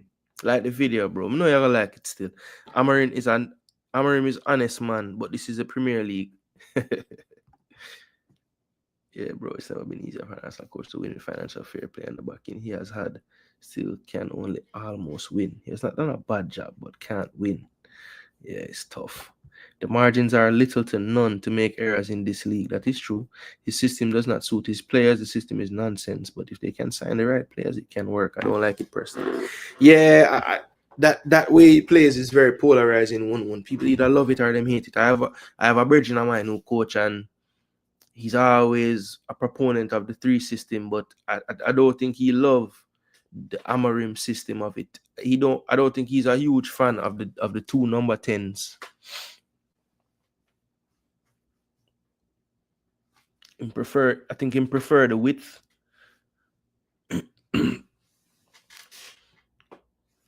Of the width coming from the wingers, and if anything, the wing backs in possession, staying inverting almost at times, The system does not suit these players. Okay. True, as average as they were, Onana killed them. He chose to pick him, so it lands on him. Onana is terrible. Yeah. I guess they might have to play the Turkey guy. But I don't know if he will bench Onana or not. We'll see. Yeah, Altai.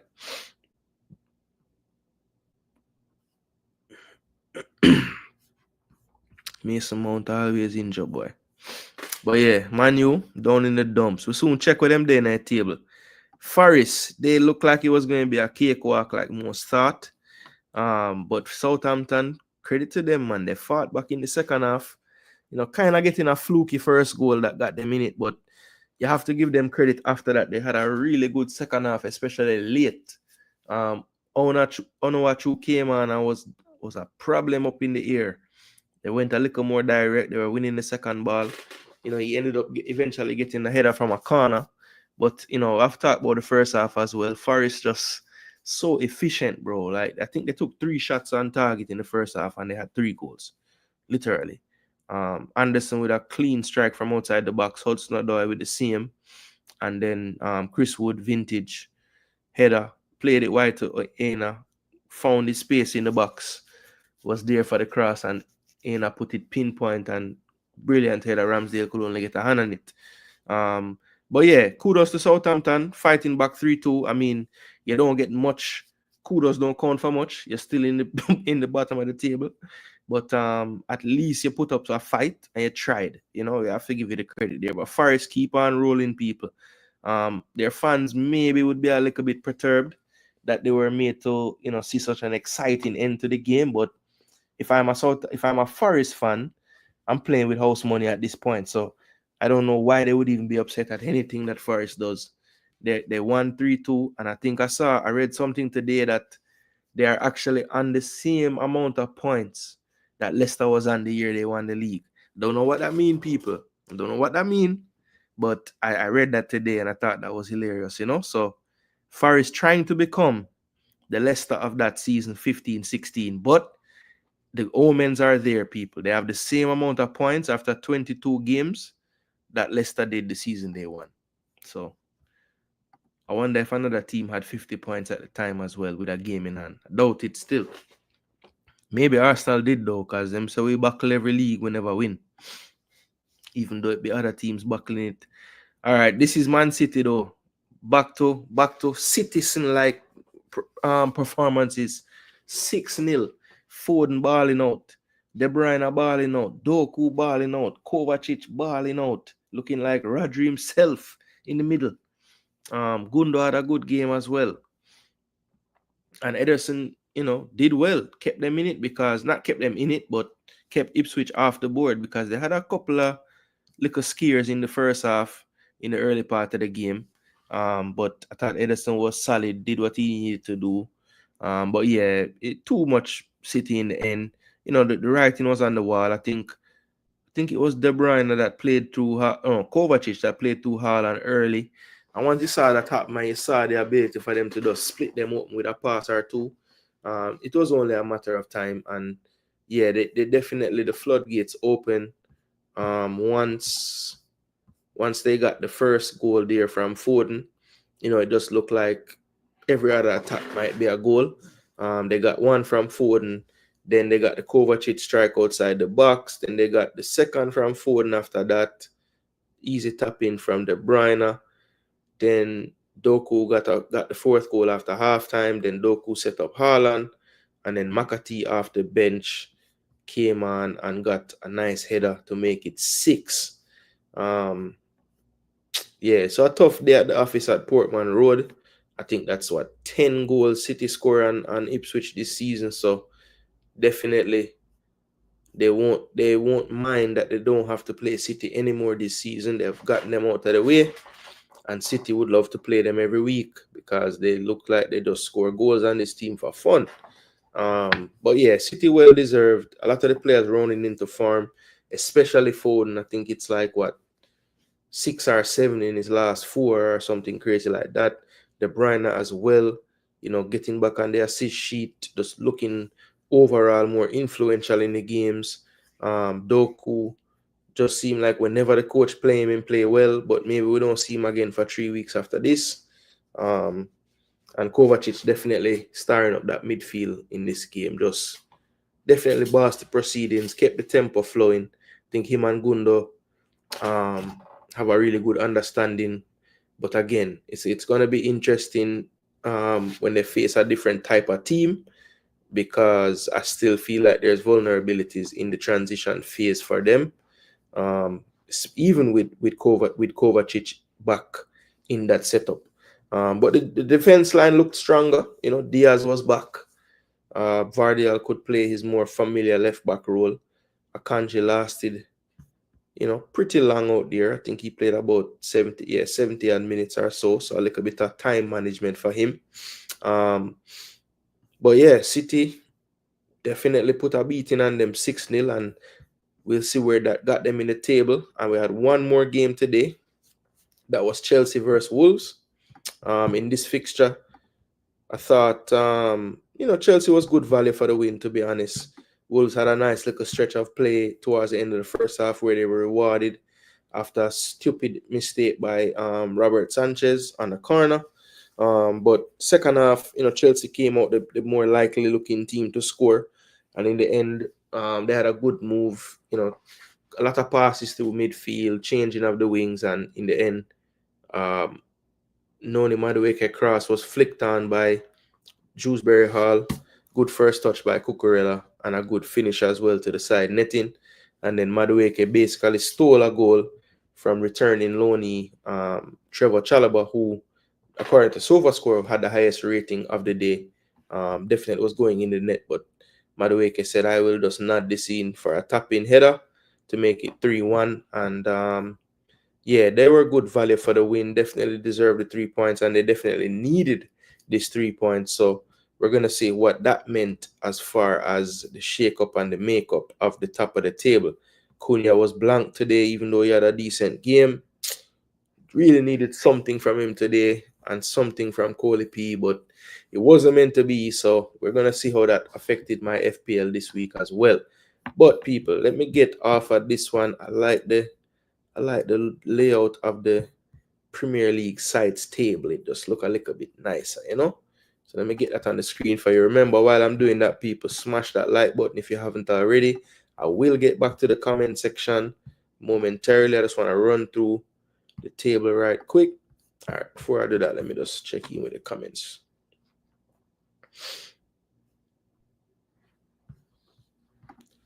Thoughts on Lenny Euro? He's looking more and more like he need to play the center of the three, because in space, boy, he looks to be panicking. He's still having nightmares about the Southampton brother. But I've always said that about the back three. You see those wide positions in the three, it's like you almost have to be like a Superman, because you get sucked into some bad areas for a center back a lot when you play that system, you know. So I mean, you have to be a certain type of athlete to play. That's why sometimes, like Wolves, for example, you see them put Doherty as a right center back, because a lot of times in that system you end up playing like a right back, because you get stretched all the way to the corner flag if your right wing back gone up, you know. So I don't know if Lenny Euro has the ability to cover so much space while defending. I feel like if you put him in the center and make it simpler for him, you might get more out of him, you know. But I guess the thinking is he's younger than the rest, and he probably is quicker than them as well. Likes of Maguire, Evans, you know, even De Ligt. I think he struggles in that one of those wider areas as well as a center back. That's why I think the system works the best for the Butcher out of all their defenders, and he wasn't playing in the last game. So there you go.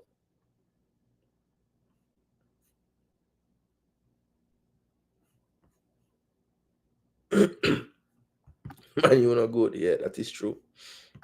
It's not good for free flowing football. It's good for sitting in a shape and countering, which is why they do okay against good team and poorly against everyone else. That is true. I don't see. Yeah, he's. It's more about, okay, let's control how we are attacking almost. You know, we don't want to be left vulnerable. Like God make Man U get lucky winning the League Cup, because the heat would be heavy on a Merriman team. I tell you.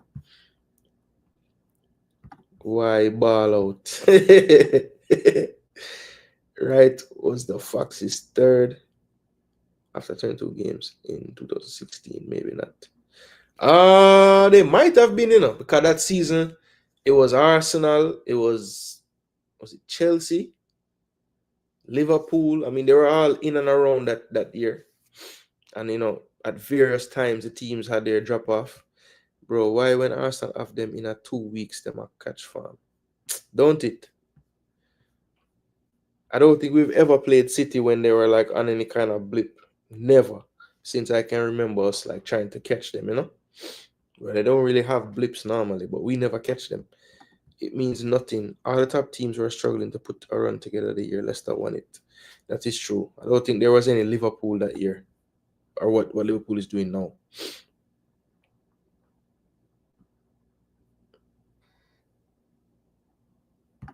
I don't want to derail the topic, but do you know the youngest grassroots program for the girls? I don't know, Brahma, but I would reach out to Ballers Academy. I think they might have moved into the girls' realm, if I'm not mistaken. But if not, definitely get in touch with like Reina and Reina's Academy, or any other clubs like that have women's teams, Cavalier, any of those teams. I would say check with them. So Ballers, Reina's. I don't think KFA is so much into the girls yet. In terms of like that age, or like grassroots age. So I would say check the clubs of the female teams, or not the, yeah, like, so the Cavaliers, Reina's Academy, you know, those would be the ones that like kind of stand out in my mind to check with. And you can check with Ballers too, because I think they might do girls as well. Wolves number 3 player, Ait Nouri, he's an attacking player playing defense. He's an attacking player playing defense, you know.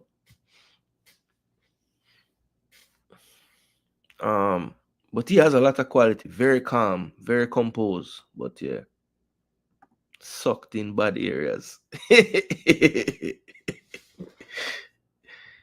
Is this a Man U show? No, it's an EPL show, and Man U plays in the EPL. You know what I mean? Yeah, I talked about Arsenal for like 30 odd minutes. You never asked if it was an Arsenal show. Then you were enjoying that. You're at some pace, which is important, but he has a lot to learn. The others don't. At Sporting, Amarim had 3-5. Exactly. Yo, you see, if Amarim had Crystal Palace CBs to work with, problems. Just drop Lacroix, Chris Richards, and Gahey in a team. And you see the difference. 3 athletic brother.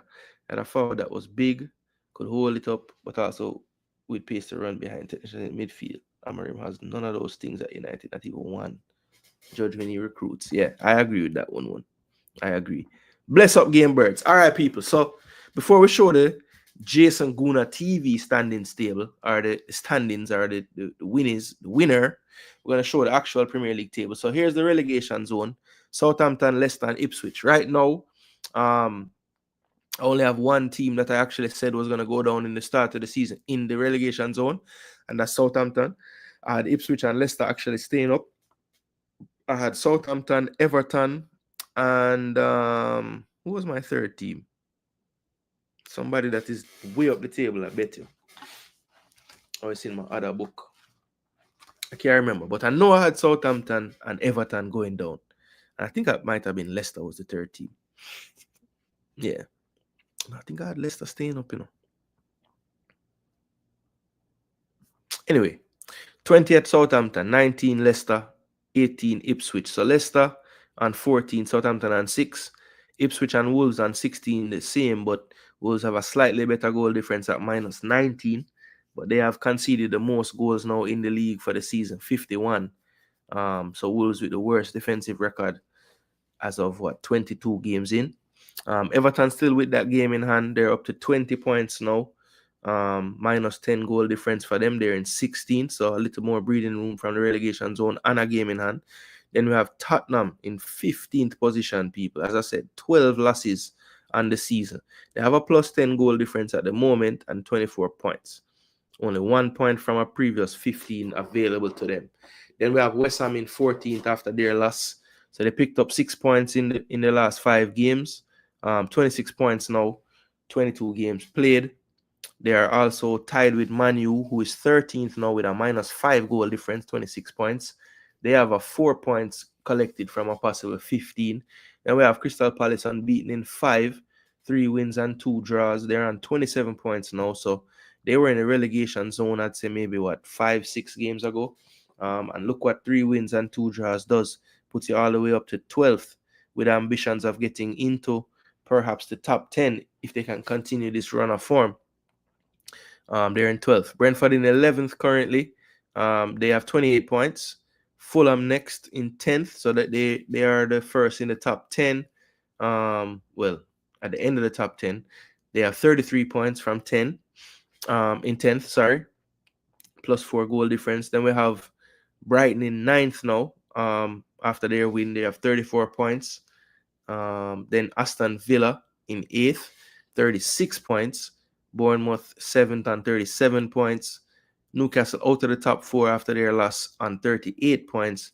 Man City, by virtue of that 6-0 win, leapfrog them in goal difference. So they are now in 5th, just outside the top 4 by 2 points. Chelsea in 4th now after that win. They were in the top 4 for a long time, dropped out after a couple of bad results, and they got right back in after that win to get to 4th spot. Then you have Nottingham Forest and Arsenal still tied on points, 44 apiece. Well, tied again this week because Arsenal drew and they won. But Arsenal still have a superior goal difference, so they're in 2nd spot. And Liverpool still at the top of the table, plus 30 goal difference now. 50 points on the year, only 1 loss in their first 21 matches this season.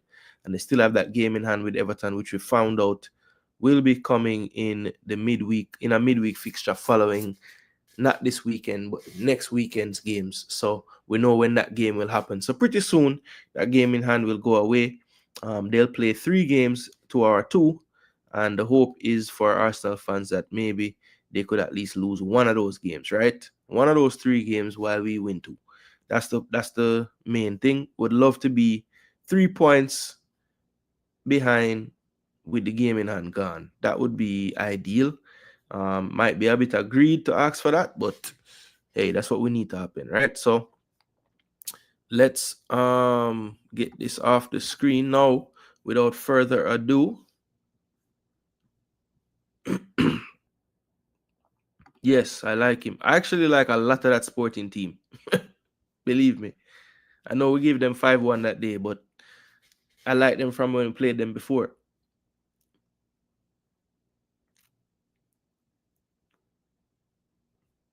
Yeah, Red Skull.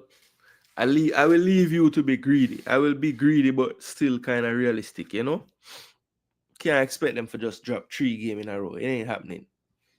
I don't think they have that in their DNA. All right, so let me get the winner up first. Cause the donkey, the donkey is a bit more fun, you know. So let me get the winners up first, or the standings up first, I should say. All right, so these are the standings for the week, people. The winner of EPL match week 22 is Biggs G. Big boss, Biggs G, big up yourself. The only one to get 7 correct this week. Duke and Pristine, you were tied for second. 6 and 4 with 1 correct score. Perfect on the week. Then Coach Edwards, better showing this week, 6 and 4. None predicted, so you're just off the podium this week. Then we have Game Birds, 5 and 5, but 1 correct score. So him just beat out Javari. Big up yourself, 5 and 5. No longer the donkey. Somebody else will have to deal with that this week. I don't know why I have Coach Edwards twice. That's a typo. So that 5 and 5 person is really supposed to be who? Nobody.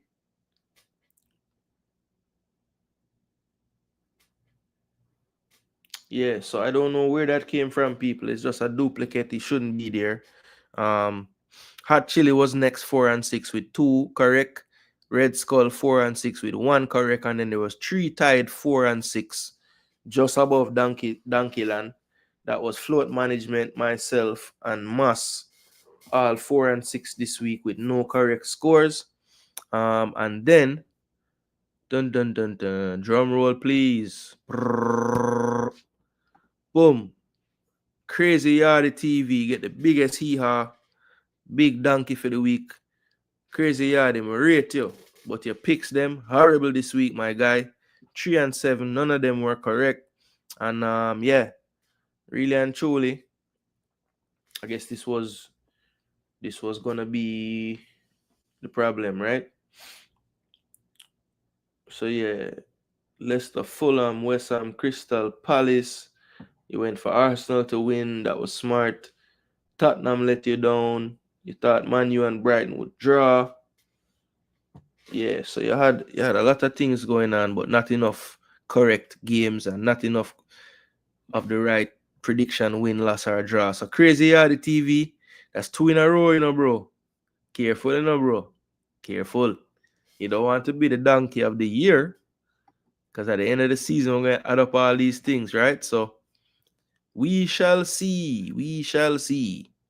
So that is it. Thanks again to everyone who played in the picks this week. We greatly appreciate the participation, and you don't know, it's just another way to get the banter rolling. Definitely when I see Crazy Yardy out in the streets, hail up the donkey there. But big up yourself, same way, Crazy Yardy. Don't give up, bro. I know you're going 2 in a row, but who knows? You could be the champ this week. I saw the prediction thing go. When it's your time, bro. So yeah, that was the standings for the week. Big up again to Biggs G. I think that's a few championships for him this year so far. So he might be in the running for the grand champion. And Crazy Yardy, that's 2 in a row. So hey, be careful. Be careful.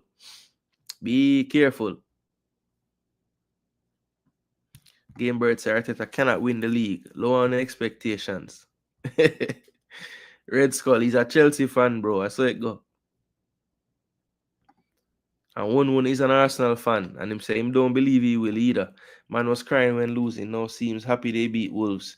Yeah, man. I mean, look, you have to pick your battles. You have to pick your happiness. Like when we drew the game Saturday, a chat that I mean, every Man U fan want to have a comment, and I was like, all right, well, I get it. Now have to find joy wherever I can find any joy because your team not going to give you any joy in this league. And because I said that, they were saying I was being some kind of way. And since when people can't talk about a team doing bad and da da da da, I didn't say none of that. I just made the point that it must be sad when your form of joy from the Premier League weekend is just only from other teams because your team can't bring you any. No better beat City or it's peak. Where I said I beat City.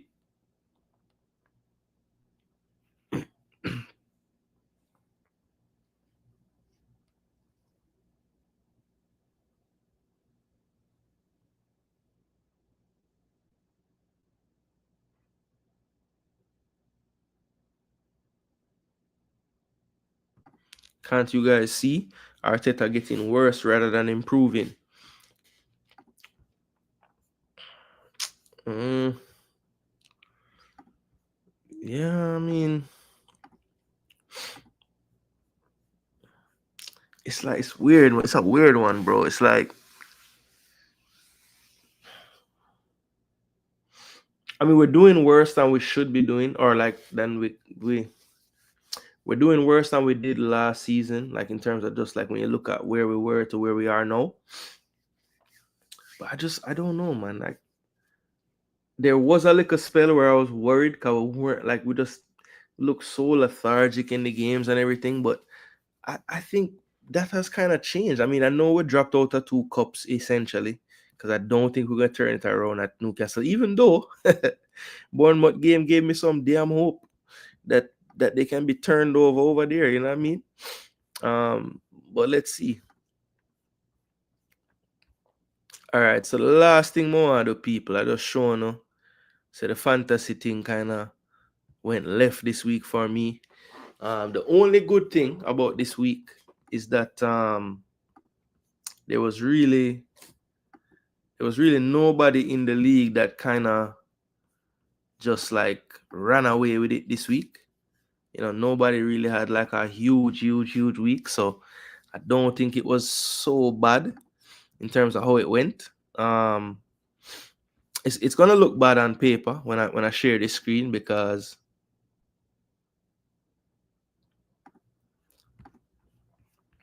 you're gonna see that I was in first last week and now I'm down to third. But the good thing is, even though I'm down to third, it's only a 5-point gap to first. And Biggs G is right there as well, 2 points ahead of me. We have a decent gap to fourth place, Demo. So it's really a 3, even though, what's that, 70 points, 60 something points. That's not terrible to make up, especially with so many weeks left. But yeah,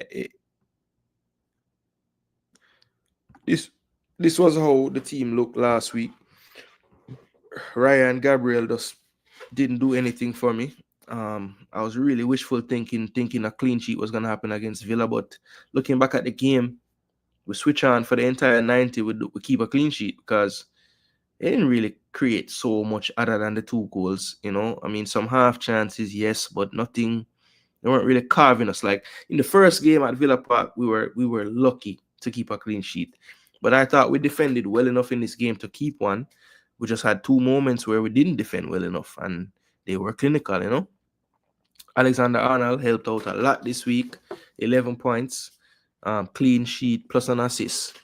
So yeah, that was definitely needed. Hall, even though they got bag up, he got 1 assist in the game that they had, so that gave him 4 points there. Salah didn't captain him. I just had a weird feeling about this Brentford game, even though so many goals are always scoring at Brentford. I don't know, for some reason I almost thought it was going to be a 0-0 just because it made no sense statistically for it to happen, and that's just how football is sometimes. But Salah kept a clean sheet too, so he got 1 extra point, and I didn't captain him.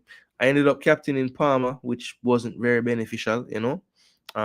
Chris Board was definitely the one who, in hindsight, I should have captained.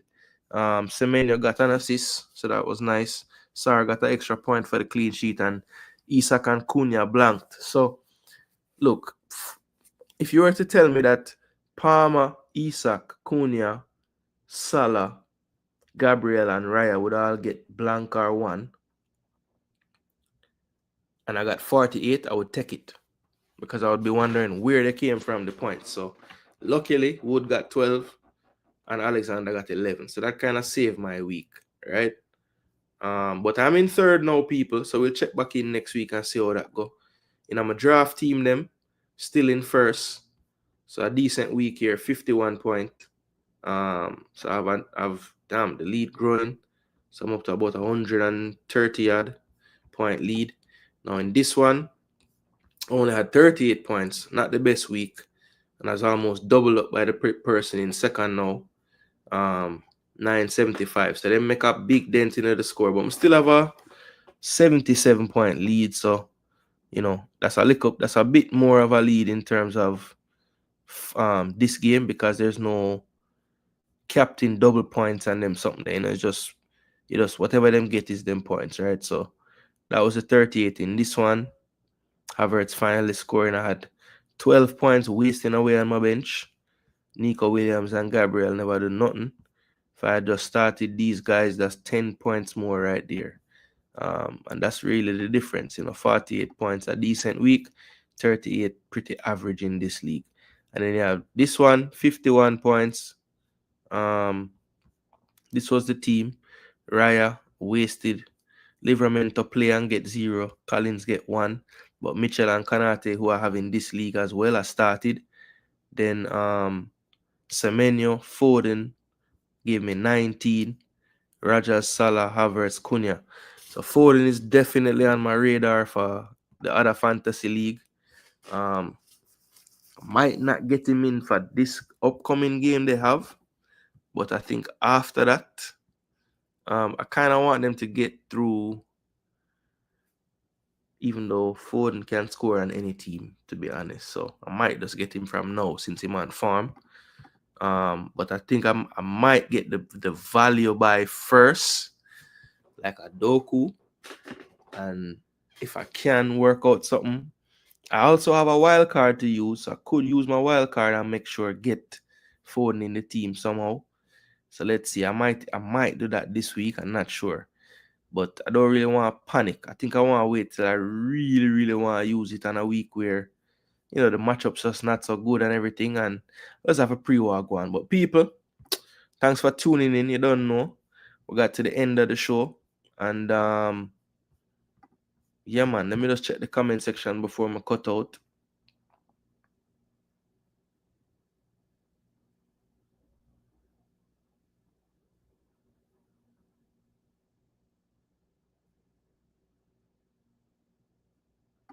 Don't rate him as manager, but Chelsea spend more than Arsenal. Can't wait for some international football, man. Really want to see what no addition makes to squad.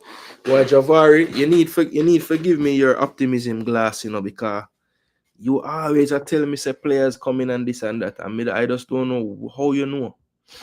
They should have win league or forward too. Yeah, true. Decision making terrible. If Arsenal spend money like Chelsea, we win Champions League. Why? What is your comments? What is your comments on the coach from United? His team is the worst United team. Well, it wasn't an incorrect statement based on some of the statistics and stuff. But I mean, how do you then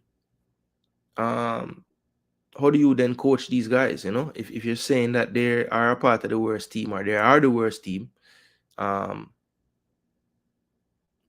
he must have a lot of faith, or he just backs. I think he just backs himself tremendously. And I think if players are tuned off of what he says, he really doesn't care, because I think he wants to get rid of half of them anyway. Remember, Chelsea get slapped 5-0 by the same Arteta guy. Game Bird said, which Champions League? Arteta game management is poor, and that will cause him to fail, and his idea of talent is sucks, honestly.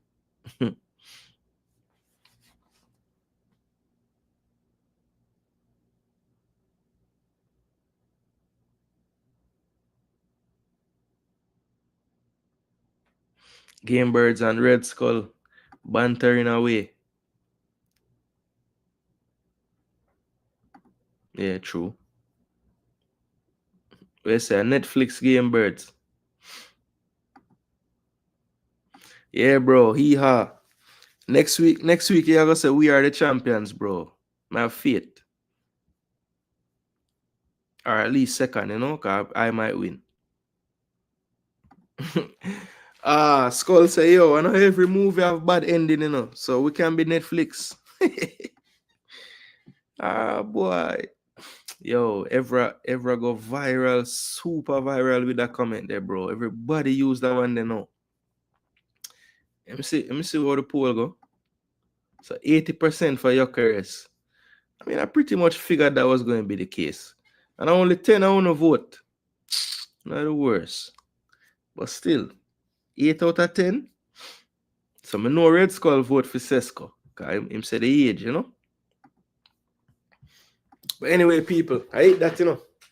We'll be back on the weekend. Before I go away, people.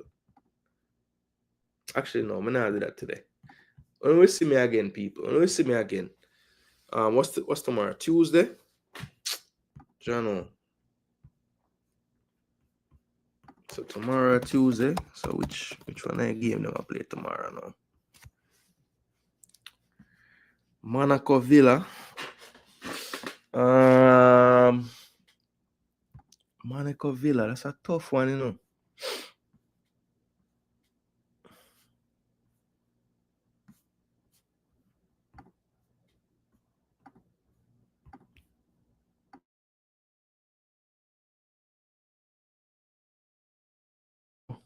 So Monaco and Villa.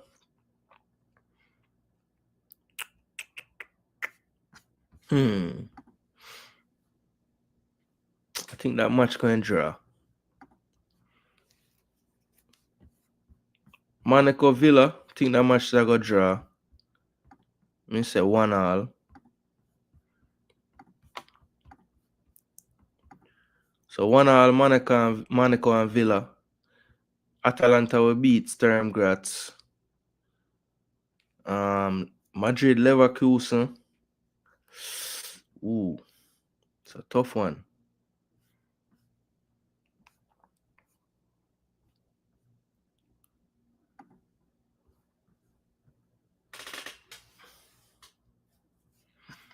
Damn, this is a serious game, people. I give Madrid the edge. Home team. Madrid win. Benfica, Barca. Barca go win that.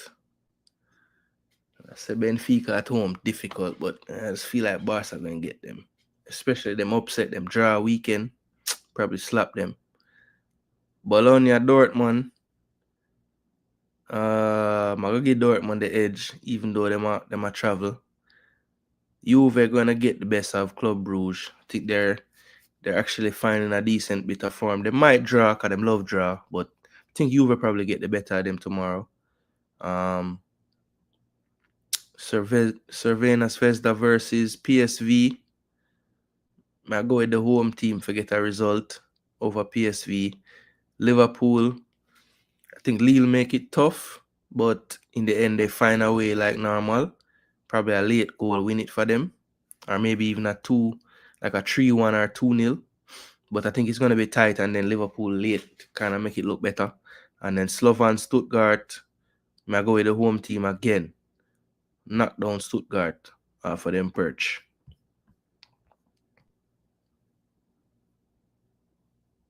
So Stuttgart really need the win, Slovan don't get no points yet. Yeah, man, I go with Slovan, man. Historic day. Get a point. Get a 3-point as well. Big win. And then I'm going to run out tomorrow night and do a little show. So we can talk about the rest of the game them. Cause last two fixture them, you know, some big match Wednesday, PSG City. This is really the biggest match still. Leipzig Sporting should be good. Sparta Praha, can they get a result against Inter at home? Arsenal hosting Dinamo. Feyenoord hosting Bayern. Milan going to Girona. Madrid going to Salzburg. So yeah, some good matchups. But that is it, people. I'm going for the night, people. At them time, 2.5 hours we're there, so it's time to get going off the internet and go and get some rest for another day tomorrow. Bless up everyone who tune in, who there. Yeah, man. Big up on yourself.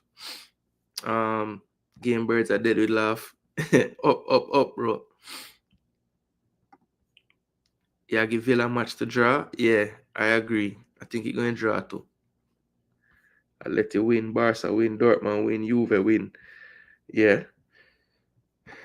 Yeah, man. Sesko Gyökeres is the early game too, which is good. So, I have nothing. I pull my eyes away from that game there. Right? It's an early one, right? Yeah, 12:45. I'll be watching that game live. Because I've watched Gyökeres quite a few times this season, And I haven't really watched Sesko this season, to be honest. From the man saying want to stay something, then me stop watch him. It's all right, boss. You want to stay over there? I'm not waste my time. I watch you then. Cause I watch him last season when we were taught to get him. They start watching play some game in the Bundesliga, but